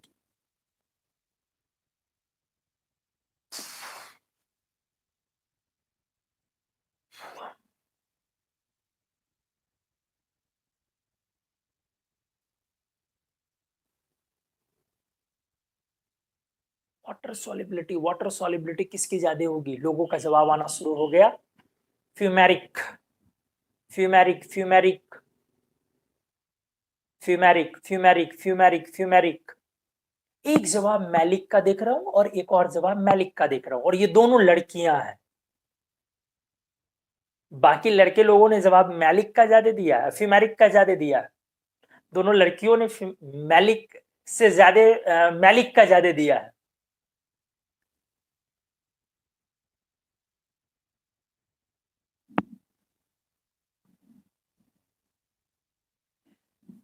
आपने सुना होगा गर्ल्स आर ऑलवेज राइट। दोस्त मैलिक की ज्यादा है वाटर सॉल्युबिलिटी, इसीलिए मैंने दिया था भाई साहब। आपने देखा कि ये इंटरमोलिकुलर हाइड्रोजन बॉन्ड, ये इंट्रामोलिकुलर हाइड्रोजन बॉन्ड, आपने ये नहीं देखा कि इसका डायपोल मोमेंट कैंसिलेशन की तरफ जा रहा है, और जब डायपोल मोमेंट कैंसिलेशन की तरफ जाए तो वाटर सॉल्युबिलिटी कम हो जाएगी, काफी कम हो जाएगी। ट्रांस होने के कारण डायपोल मोमेंट कैंसिलेशन की तरफ जा रहा है, मतलब डायपोल मोमेंट गिर गया इसका। C2H2 में C triple bond C HHSP carbon है, सिंपल सी बात है, नॉन पोलर हो गया, तो वाटर में डालोगे तो क्या C2H2 वाटर में सॉल्युबल हो जाएगा, स्क्वीज ऑफ हो जाएगा, ऊपर आ जाएगा C2H2। क्लियर, समझ में आया? यदि कोई चीज नॉन पोलर होने लगेगा, अरे वाटर सॉल्युबिलिटी के लिए यार डायपोल मोमेंट और पोलैरिटी बहुत इंपॉर्टेंट चीज है यार। वाटर सॉल्युबिलिटी के लिए पोलैरिटी बहुत इंपॉर्टेंट चीज है। हा? कैसे गड़बड़ कर दिए, दिमाग लगा दिए इंटर है इसलिए सॉल्युबिलिटी ज्यादा, सर ने पढ़ाया था इंटर में ज्यादा। अरे यार इंटर में ज्यादा होता है, इंट्रा में कम होता है, वो एक ही कंपाउंड के लिए मैंने नहीं लिखा था ना, एक ही कंपाउंड के अलग अलग फॉर्म के लिए नहीं लिखा था ना। तो वाटर सॉल्युबिलिटी इसकी ज्यादा है और इसकी कम है, क्यों? Due to less dipole moment. मच लगा दो आप, मच लेस डायपोल मोमेंट के कारण ट्रांसफॉर्म है ना, तो इसकी वाटर सॉल्युबिलिटी अच्छी खासी ज्यादा। तो चलो अब डिसोसिएशन कांस्टेंट पे बात कर लिया जाए। अगर आप फर्स्ट डिसोसिएशन कांस्टेंट देखें, एसिडिक स्ट्रेंथ की बात कर ली जाए, अब ये वाली चीजें तो सिंपल होंगी। तो आपका मैलिक के टाइम में H बॉन्ड बना हुआ है, इसीलिए यहां से H प्लस रिलीज कराना डिफिकल्ट है, यहां से H प्लस रिलीज कराना COH से डिफिकल्ट है। इस वजह से आपका जो इसका कंजुगेट बेस आपने बनाया, अच्छे से आ जाए,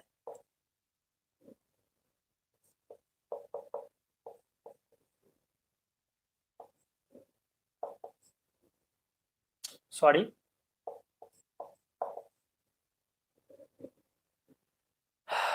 अब क्या है, ये यहां पर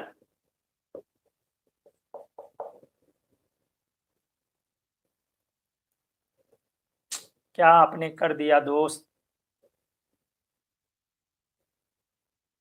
OH और डबल बॉन्ड O, सही है, और ये आपका O माइनस और ये OH, सही है। अब जब आप इसमें सेकेंड डिसोसिएशन कांस्टेंट की तरफ जाओगे तो ये H बॉन्ड स्टेबलाइजेशन हो जाएगा इसमें,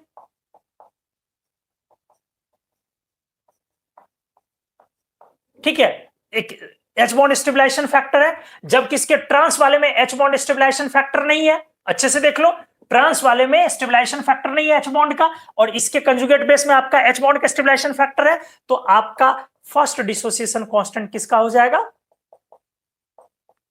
मैलिक का स्टेबलाइजेशन फैक्टर है फ्यूमेरिक से, और सेकंड वाले में यही H बॉन्ड के कारण ये H प्लस देने की टेंडेंसी को लोअर डाउन कर लेगा, इसलिए जो KO2 में Ka2 में जाओगे वो मैलिक से ज्यादा हो गया किसका, फ्यूमेरिक का। देखो मैं फिर से रिपीट करता हूं, बहुत सिंपल है, इसमें तो कुछ है ही नहीं, ये सबको आप लोग को पता है। जो आपका कंजुगेट बेस आपने बनाया, तो कंजुगेट बेस आपने बनाया तो आपके कंजुगेट बेस में क्या है, H बॉन्ड का स्टेबलाइजेशन फैक्टर है, जबकि फ्यूमेरिक में H बॉन्ड नहीं है क्योंकि वो ट्रांस है। तो जब आप सेकंड डिसोसिएशन कांस्टेंट के लिए जाओगे तो वहां से H प्लस रिलीज करना बहुत डिफिकल्ट हो जाएगा, इसीलिए फर्स्ट डिसोसिएशन कांस्टेंट आपका मैलिक का ज्यादा हुआ फ्यूमेरिक से, और सेकंड मैलिक से ज्यादा हुआ फ्यूमेरिक का। तो चलो ये सिंपल एप्लीकेशन है, इसमें ये बातें कुछ खास बतानी थी। अब वो बातें मैं बता रहा हूं, वो जो मैलिक है MALIC, इसमें C डबल बॉन्ड C नहीं होता है, ये सिंगल बॉन्ड होता है। और आप COH लेते हैं, बस एक OH इसमें एक्स्ट्रा है, बस यही जान लो। क्या बोला मैंने, ध्यान से देखें आप, यहां पर मैंने क्या बोला, देखो ठीक से देख लो। ये जो आपका मैलिक वाली बातें हैं, मैलिक में तो यहां पर COH है और COH है और एक OH एक्स्ट्रा है इसके पास, जबकि इसमें OH नहीं है। यहां पर एक OH एक्स्ट्रा है जबकि उसमें OH नहीं है। ठीक है, तो आप इसको ऐसे बना सकते हैं, शॉर्ट में लिख दूं,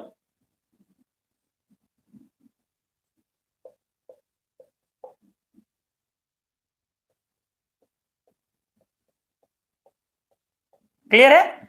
अब ये एसिड जो है first found in Apple juice, सबसे पहले इसी में पाया गया था। और इसको इन्वेस्टिगेटेड फर्स्ट लिखता हूं, इसको ढूंढने वाले व्यक्ति थे कार्ल विल्हेम।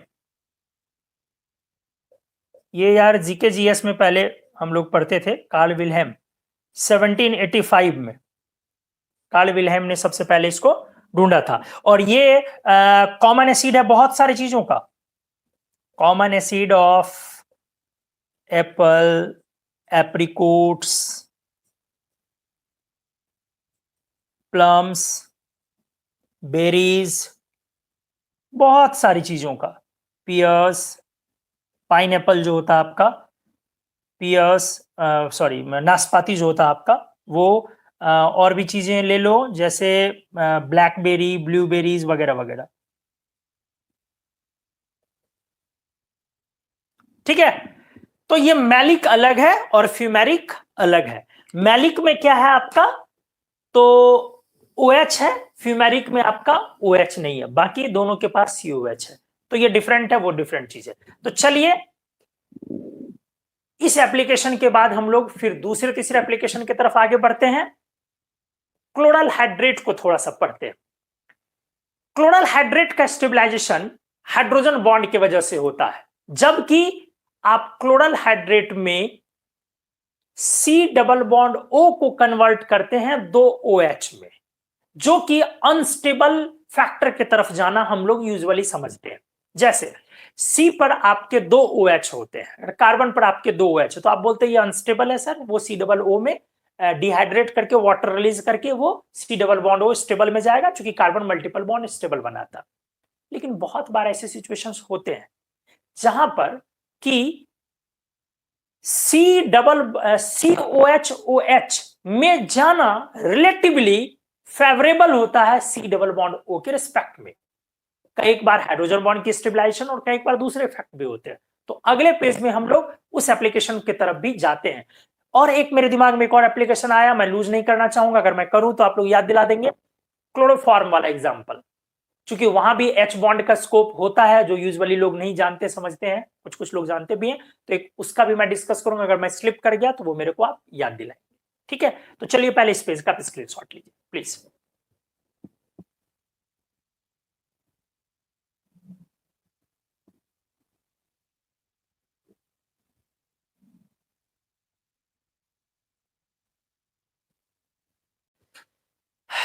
चलिए आइए दोस्तों, कुछ और अच्छे एप्लीकेशन से पहले एक सिंपल एप्लीकेशन देता हूं, बहुत सिंपल देता हूं, फिर अच्छे पर मैं चलता हूं। मैं दे रहा हूं ऐसे बहुत सिंपल, आप लोग के लिए तो मजाक है ये, बिल्कुल मजाक है, फिर भी एक बार दे रहा हूं। COH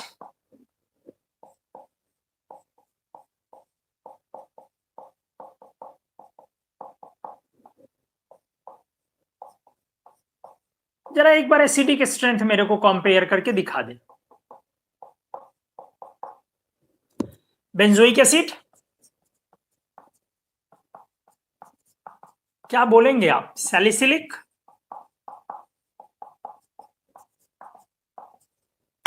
क्या बोलेंगे, 2,6 डाइहाइड्रोक्सी बेंजोइक एसिड, नहीं, acidic strength ABC decreasing order में, जल्दी get it fast, decreasing order में, अच्छे से सोच ले।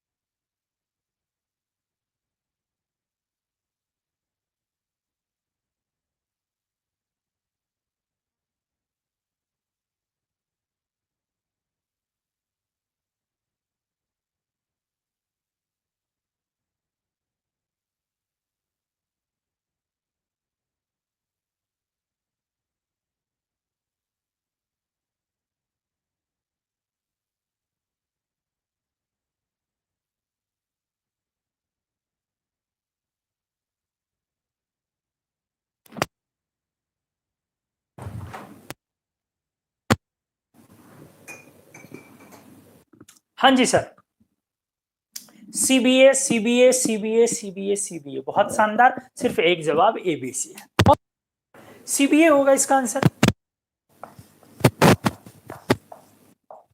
बहुत क्लियर है, आपने H+ रिलीज किया, कंजुगेट बेस बनाई, स्टेबिलिटी चेक कीजिए, कुछ तो है नहीं।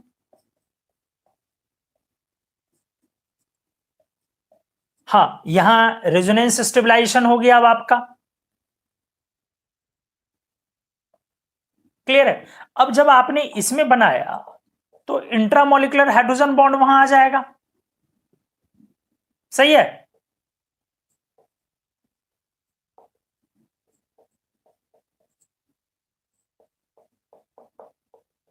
और यहां पर फिर 1 मिनट, CO माइनस, गलत गलत गलत गलत, ये गलत, सॉरी, यहां से रिलीज होगा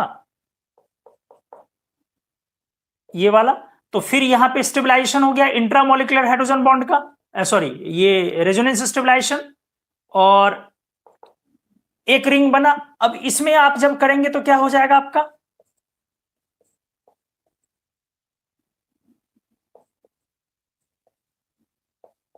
क्लियर है।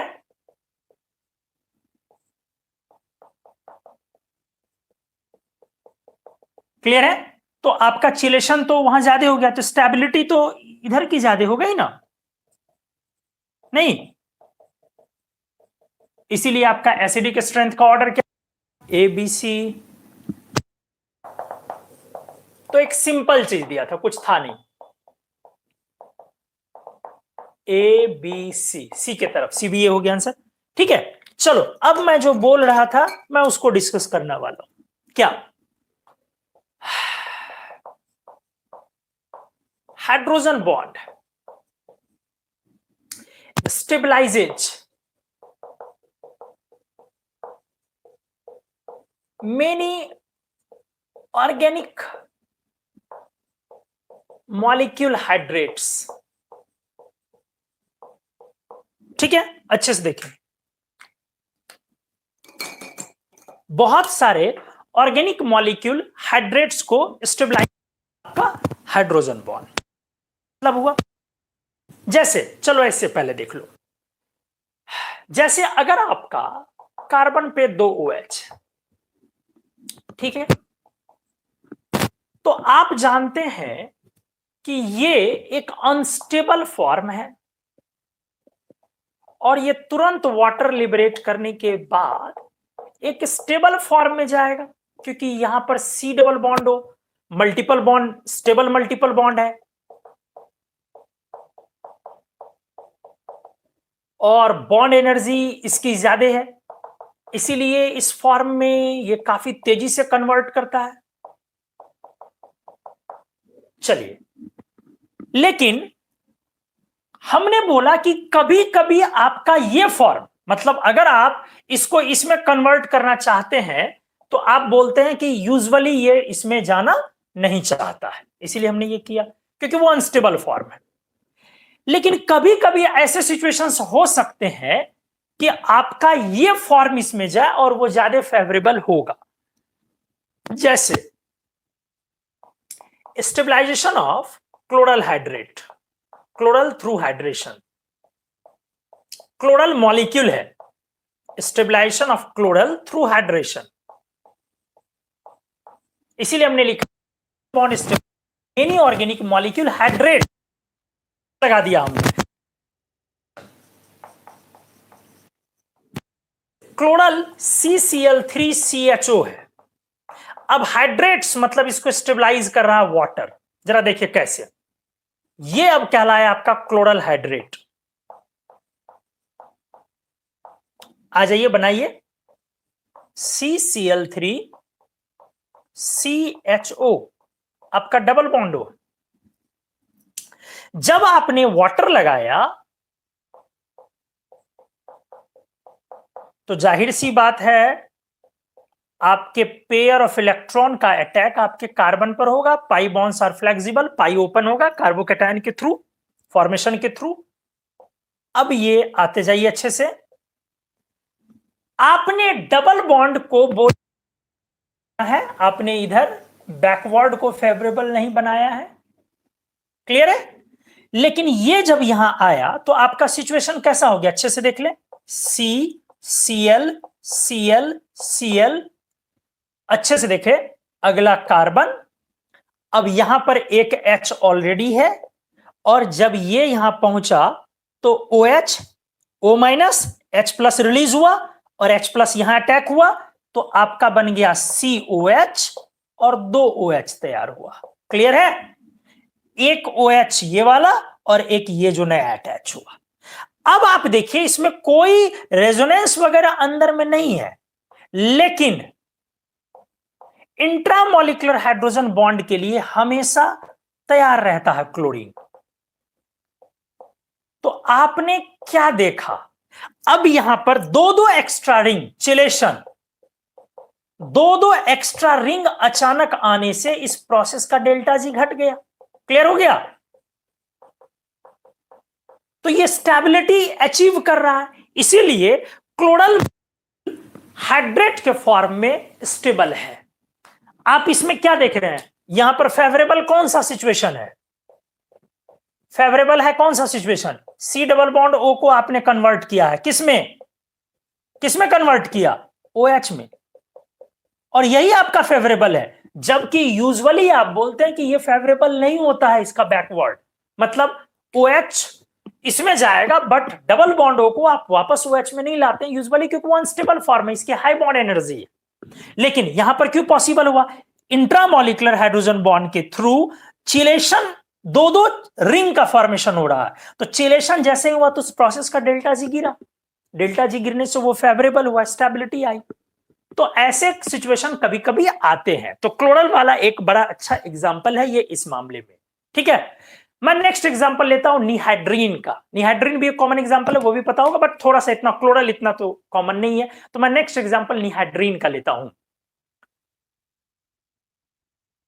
हाँ, क्लोरीन के बारे में मैंने क्लियर बोला है कि आप इसको अंडरएस्टिमेट ना करें, लोअर स्टैंडर्ड, नीचे वाले स्टैंडर्ड ग्रेजुएशन वाले ग्रेजुएट स्टूडेंट की तरह कि क्लोरीन हाइड्रोजन बॉन्ड नहीं बनाता। हमने आपको क्लियर किया है क्लोरीन बनाता बजाते, और वो लोग बोलते हैं कि इंटरमॉलिक्यूलर नहीं बनाता, इंट्रा बनाता। आप बोले इंटर इंट्रा सब बनाता है, यार हम लोग का H बॉन्ड का डेफिनेशन ही हम लोगों ने अलग तरीके से उसको पढ़ा है। H बॉन्ड का हमारा 2 किलो कैलोरी पर मोल से 10 किलो कैलोरी पर मोल वाला डेफिनेशन नहीं है। अपना जो H बॉन्ड है हम लोगों ने क्या बोला, हाइड्रोजन पॉजिटिव डायपोल के रूप में 0 किलो कैलोरी पर मोल से ऊपर है उसको H बॉन्ड लेते हैं। अब उसी में स्ट्रेंथ अप डाउन जो होना है होगा, उसको 3 कैटेगरी में हमने बांट भी लिया था, weak hydrogen bond, moderate strength hydrogen bond और स्ट्रॉन्ग हाइड्रोजन बॉन्ड। 3 कैटेगरी में हम लोग बांट भी लिया था हम लोगों ने, ठीक है। स्ट्रॉन्ग वाले में 40 किलो जूल पर मोल के अबव वाले जाते हैं, वीक वाले मॉडरेट वाले में 15 टू 40 में रहता है, और वीक वाले में 15 के नीचे। तो चलिए हमने दिखाया कि कैसे क्लोरल का स्टेबलाइजेशन है हाइड्रेशन के थ्रू, जबकि आपका ये रूल वायलेट हो रहा है। निहाइड्रीन का करते हैं, आप स्क्रीनशॉट ले ले please.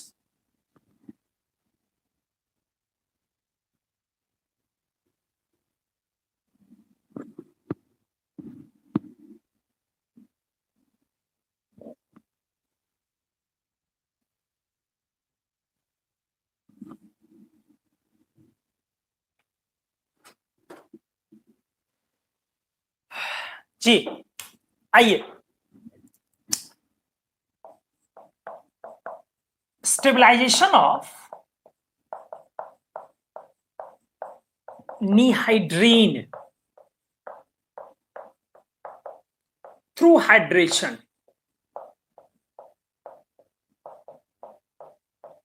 That is ninhydrin hydrate हो गया, जैसे क्लोरल हाइड्रेट हो गया, तो निहाइड्रीन हाइड्रेट हो गया। नहीं,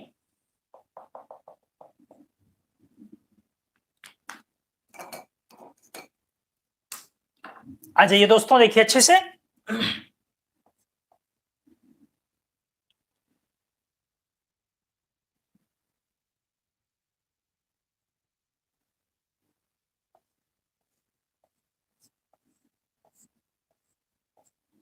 ठीक है, सही है, यही है ना आपका निहाइड्रीन। अब यहां भी क्या है आपका, सी डबल बॉन्ड हो, इस सेक्शन को देख लें, हमने क्या लगाया, चलिए अब आपका ये प्रोसेस एक बार फिर फॉरवर्ड फेवरेबल होगा। क्यों, अच्छे से देख ले, यहीं पर पता चल जाएगा आपका।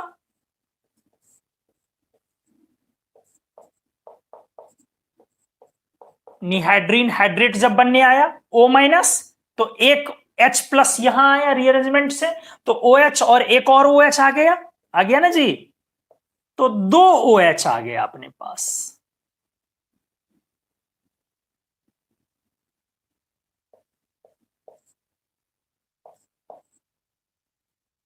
ओ सॉरी, H ना,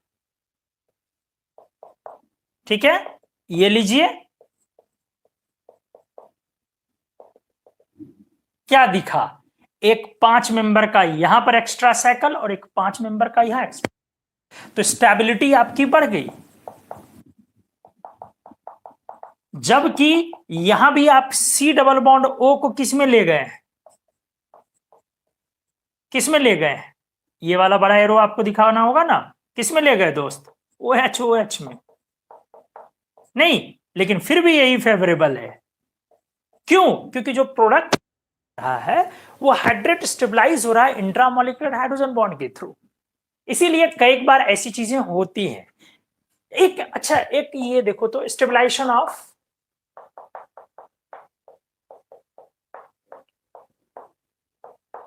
साइक्लोप्रोपैनोन हाइड्रेट,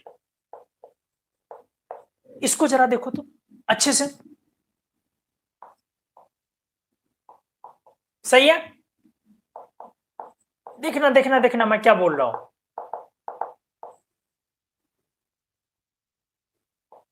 ठीक है, तो आप यहां पर इस कन्वर्जन का OH लगाया आपने, अच्छे से देखो, क्या यहां इंट्रामोलिकुलर हाइड्रोजन बॉन्ड बनेगा, बिल्कुल नहीं। क्यों, अरे दोस्त 4 मेंबर का हो जाएगा ना, तो 4 मेंबर्ड कहां से बनेगा, ये बनाओगे तो 4 मेंबर का होगा, तो 4 मेंबर्ड तो बनेगा नहीं, तो इंट्रामोलिकुलर है नहीं। तो क्या अब इसकी स्टेबिलिटी, बट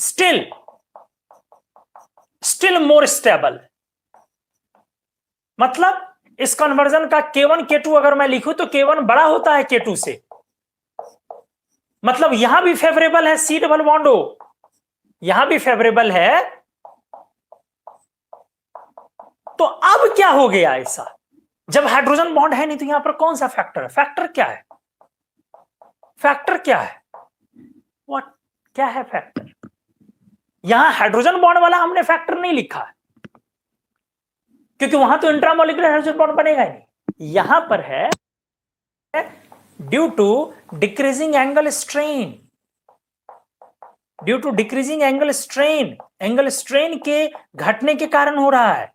जरा अच्छे से सोचे, सर एंगल स्ट्रेन कैसे घटेगा, सर यहां भी 60 डिग्री, सर यहां भी 60 डिग्री, तो एंगल स्ट्रेन कैसे घटेगा, तो एंगल स्ट्रेन घट रहा है ना भाई साहब, देखिए कैसे घट रहा है, यहां पे 60 डिग्री है, बट आपका जो कार्बन है वो sp2 है, तो एंगल स्ट्रेन कितने का हो जाएगा? 120। sp2 के लिए एक्सपेक्टेड 120, sp2 के लिए कितना 120, अब माइनस अवेलेबल 60/2, तो 30 डिग्री का एंगल स्ट्रेन। अब ये किस में कन्वर्ट कर रहा है, अच्छे से देखें। अब जो आपका कार्बन है वो sp3 हो गया, तो sp3 में आप 60 डिग्री पर हैं और पहले sp2 में 60 पर थे, तो अब जो एंगल स्ट्रेन अगर आप डिफाइन करेंगे तो कितना हो जाएगा 109 डिग्री 48 मिनट हुआ ना। अब minus 60 degree available divided by 2, तो कितना हो जाएगा 49 और 48, तो 24 डिग्री 44 मिनट, 24 डिग्री 44 मिनट। देख रहे हैं 30 डिग्री 30 डिग्री का एंगल स्ट्रेन कन्वर्ट हो रहा है 24 डिग्री 44 मिनट के एंगल स्ट्रेन पर। तो इससे क्या दिख रहा है, एंगल स्ट्रेन काफी घट गया, काफी घट गया, और एंगल स्ट्रेन घटने के कारण इस बार स्टेबिलिटी बढ़ी और यह चेंज फेवरेबल हुआ। तो हर बार हाइड्रोजन बॉन्ड रीजन नहीं हो जाएगा ना, यहां एच बॉन्ड नहीं बना सकते, नहीं कि जल्दबाजी में बना दिया साइक्लोप्रोपेनोन आपका जो है उसके हाइड्रेट की स्टेबिलिटी अगर बोला जाए तो ये तुरंत मत कर दीजिएगा कि क्लोरल हाइड्रेट और निहाइड्रीन हाइड्रेट की तरह इंट्रामोलिकुलर हाइड्रोजन बॉन्ड नहीं हो सकता 4 मेंबर का। यहां पे दूसरा फैक्टर, तो ऐसा तो ऑर्गेनिक में होता रहता है, कभी 9 पे गाड़ी कभी गाड़ी पे 9, अलग अलग एग्जाम्पल में अलग अलग लॉजिक्स अपना अकॉर्डिंगली तो लगेगा ही लगेगा, बट हाँ यहां पर दूसरा फैक्टर था। लेकिन बहुत बार ऐसा होता है कि आपके C डबल बॉन्ड O का कन्वर्जन 2 OH में इंट्रामोलिकुलर हाइड्रोजन बॉन्डिंग के स्टेबलाइजेशन के थ्रू होता है। हमने उसी का क्लोरल और निहाइड्रीन एग्जांपल दिया। ये एग्जांपल साइक्लोप्रोपेनोन वाला एग्जांपल जो देना था ये दूसरे वजह से हमने दिया कि कंफ्यूजन ना आप ले आए कि हाँ भाई यहां भी हमने इंट्रामोलिकुलर हाइड्रोजन बॉन्ड, चलो सिंपल लिया। तो अब नेक्स्ट एग्जांपल अपने आखिरी पेज में हम लोग अगले क्लास इसमें आज डिस्कस करने वाले हैं। एक मैं क्लोरोफॉर्म एसीटोन वाला मैं थोड़ा सा डिस्कस कर लेता हूं, और दूसरा CCl4 CH3Cl वगैरह का चीज मैं थोड़ा सा डिस्कस कर देता हूं। तो एक बार प्लीज आप स्क्रीनशॉट ले लें, आज के आखिरी इस क्लास के लेक्चर के आखिरी पेज पर हम लोग एंटर करने वाले, प्लीज।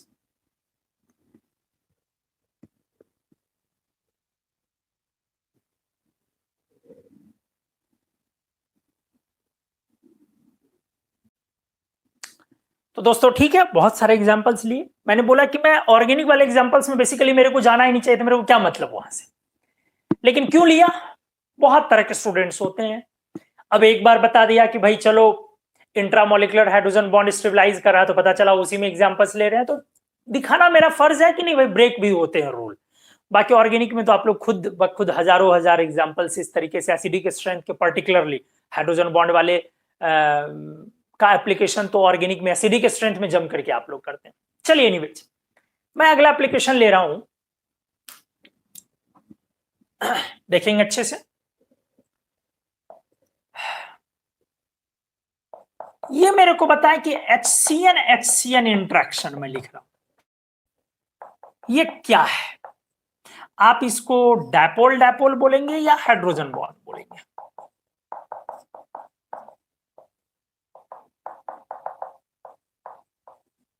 क्या बोलेंगे? HCN का इंट्रैक्शन आप क्या बोलेंगे, डायपोल डायपोल या हाइड्रोजन बॉन्ड?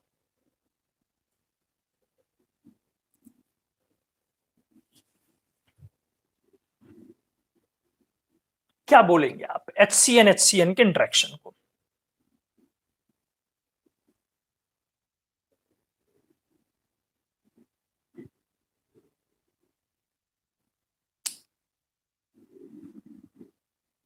बहुत सिंपल है, HC triple bond N, HC triple bond N। अच्छे से देख लिए, यहां आपका जो हाइड्रोजन कनेक्टेड है वो हाई इलेक्ट्रोनेगेटिव sp कार्बन से, और इसलिए क्योंकि sp कार्बन सिर्फ sp कार्बन नहीं है, वो कार्बन भी अटैच है नाइट्रोजन से, इसीलिए ये लिटरली आपका हाइड्रोजन बॉन्ड ही होगा।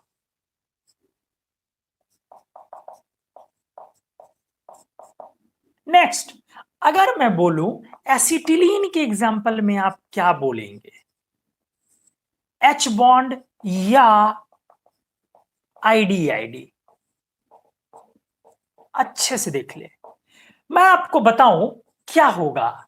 बहुत सारे लोगों को मैंने देखा है पढ़ाते हुए, वो इसको इस तरीके से लेते हैं, इसके पाई इलेक्ट्रॉन से,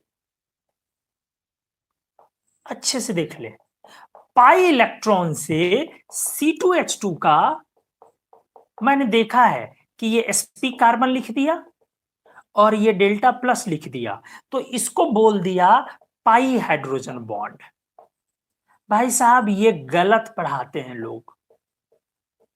बातें बहुत क्लियर बोलूंगा, अगर आप ऐसा बोल रहे हैं तो ये गलत है। इसीलिए क्योंकि आपने सोच कैसे लिया, C2H2 तो नॉन पोलर है। जब नॉन पोलर है तो हाइड्रोजन बॉन्ड के लिए, अरे भाई आपका हेड तो पोलैरिटी तो बहुत प्राइम कंडीशन हो जाता है, अच्छी पोलैरिटी होना। तो जब ये नॉन पोलर है, नेट डायपोल मोमेंट 0 है, तो आपने कैसे सोचा कि आप इसको हाइड्रोजन बॉन्ड का एग्जांपल बोलोगे? इसीलिए C2H2 का जो एग्जांपल आप एसिटिलीन का लोगे वो आईडी बोला जाएगा, H बॉन्ड नहीं बोला जाएगा। क्लियर किया मैंने? बहुत सारे लोग इसको बोल देते हैं H बॉन्ड वाला। और डायपोल तो हरगिज नहीं कीजिएगा, क्योंकि वो जब नॉन पोलर है तो उसमें डायपोल कहां से क्रिएट होगा? तो इंड्यूस डायपोल होगा। ठीक है, चलो ये भी हमने क्लियर किया। नेक्स्ट एग्जांपल मैं ऐसे लेता हूं,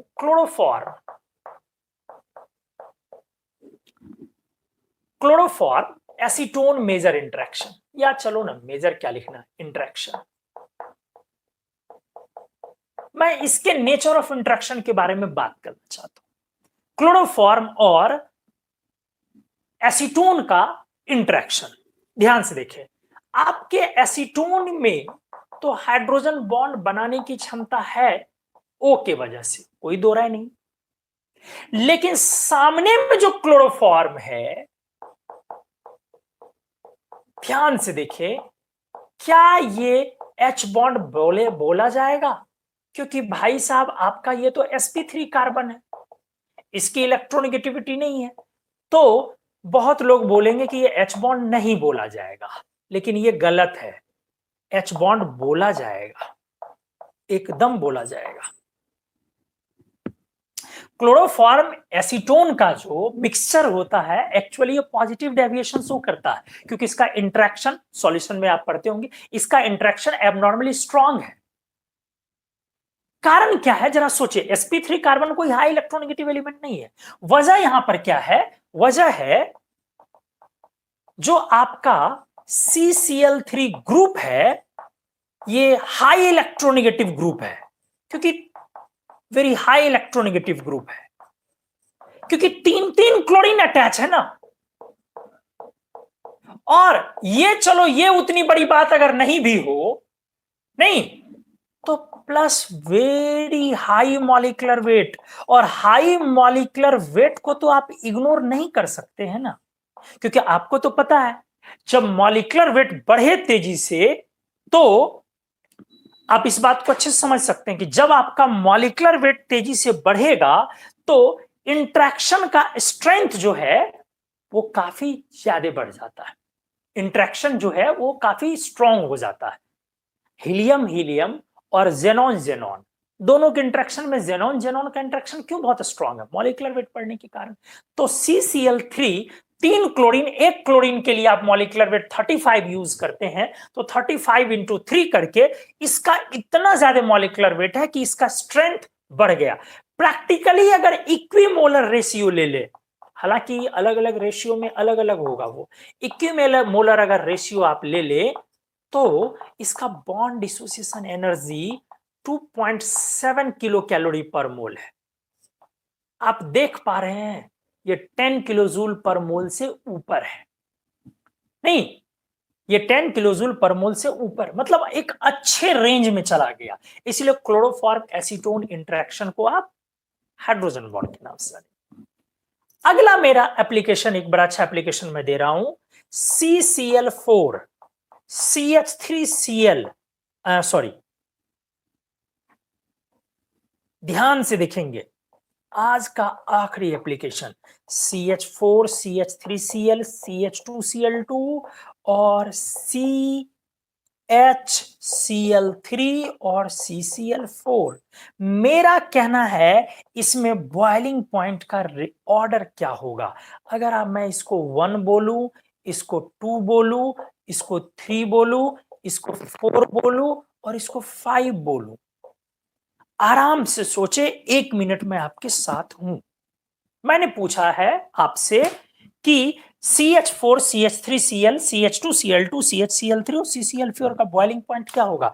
ध्यान दें, ये 3 पोलर है, मतलब यहां पर डायपोल डायपोल है, और आपका CH4 नॉन पोलर है, यहां इंड्यूस्ड डायपोल है, CCl4 भी नॉन पोलर है, इंड्यूस्ड डायपोल है।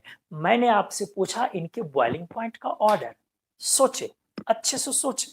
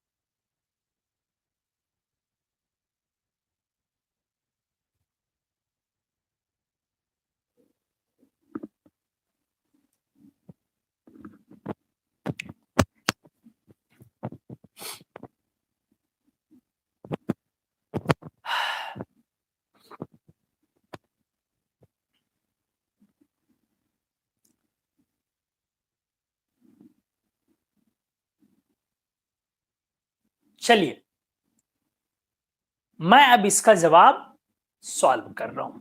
देखिए, देखने से लग रहा है कि आपके फर्स्ट और फिफ्थ में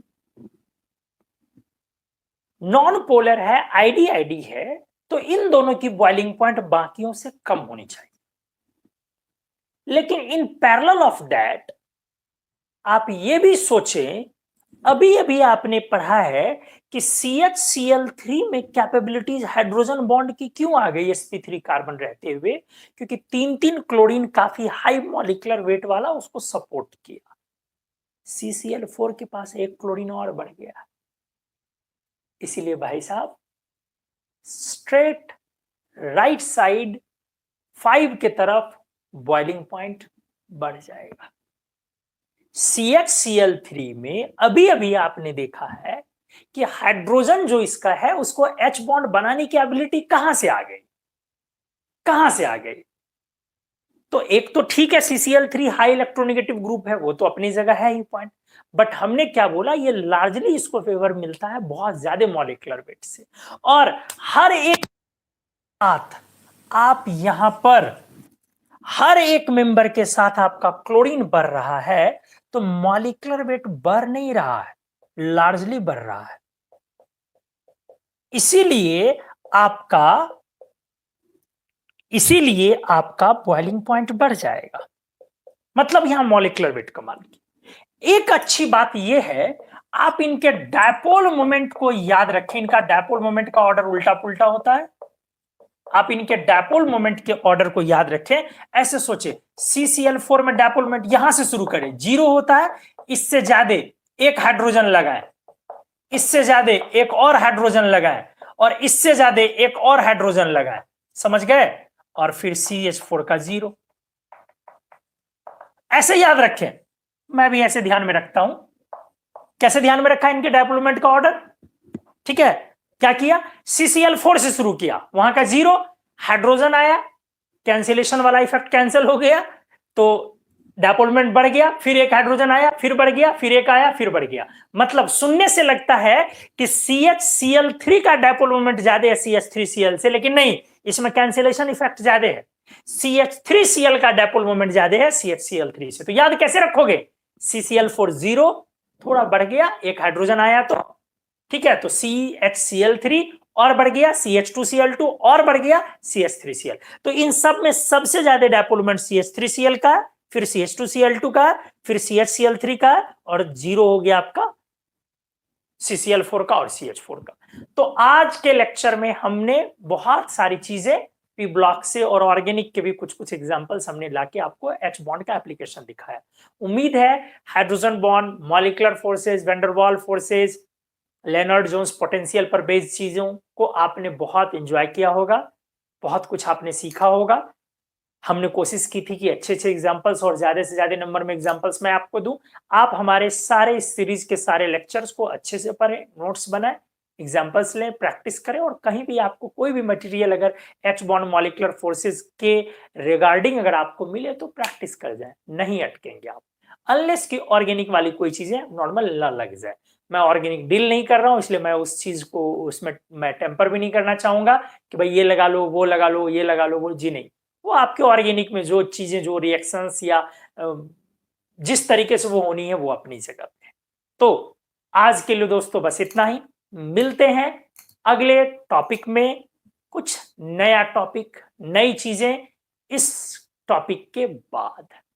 आपका प्यार हम पर बना रहे और हमारी दुआएं आपके साथ। Thank you so much.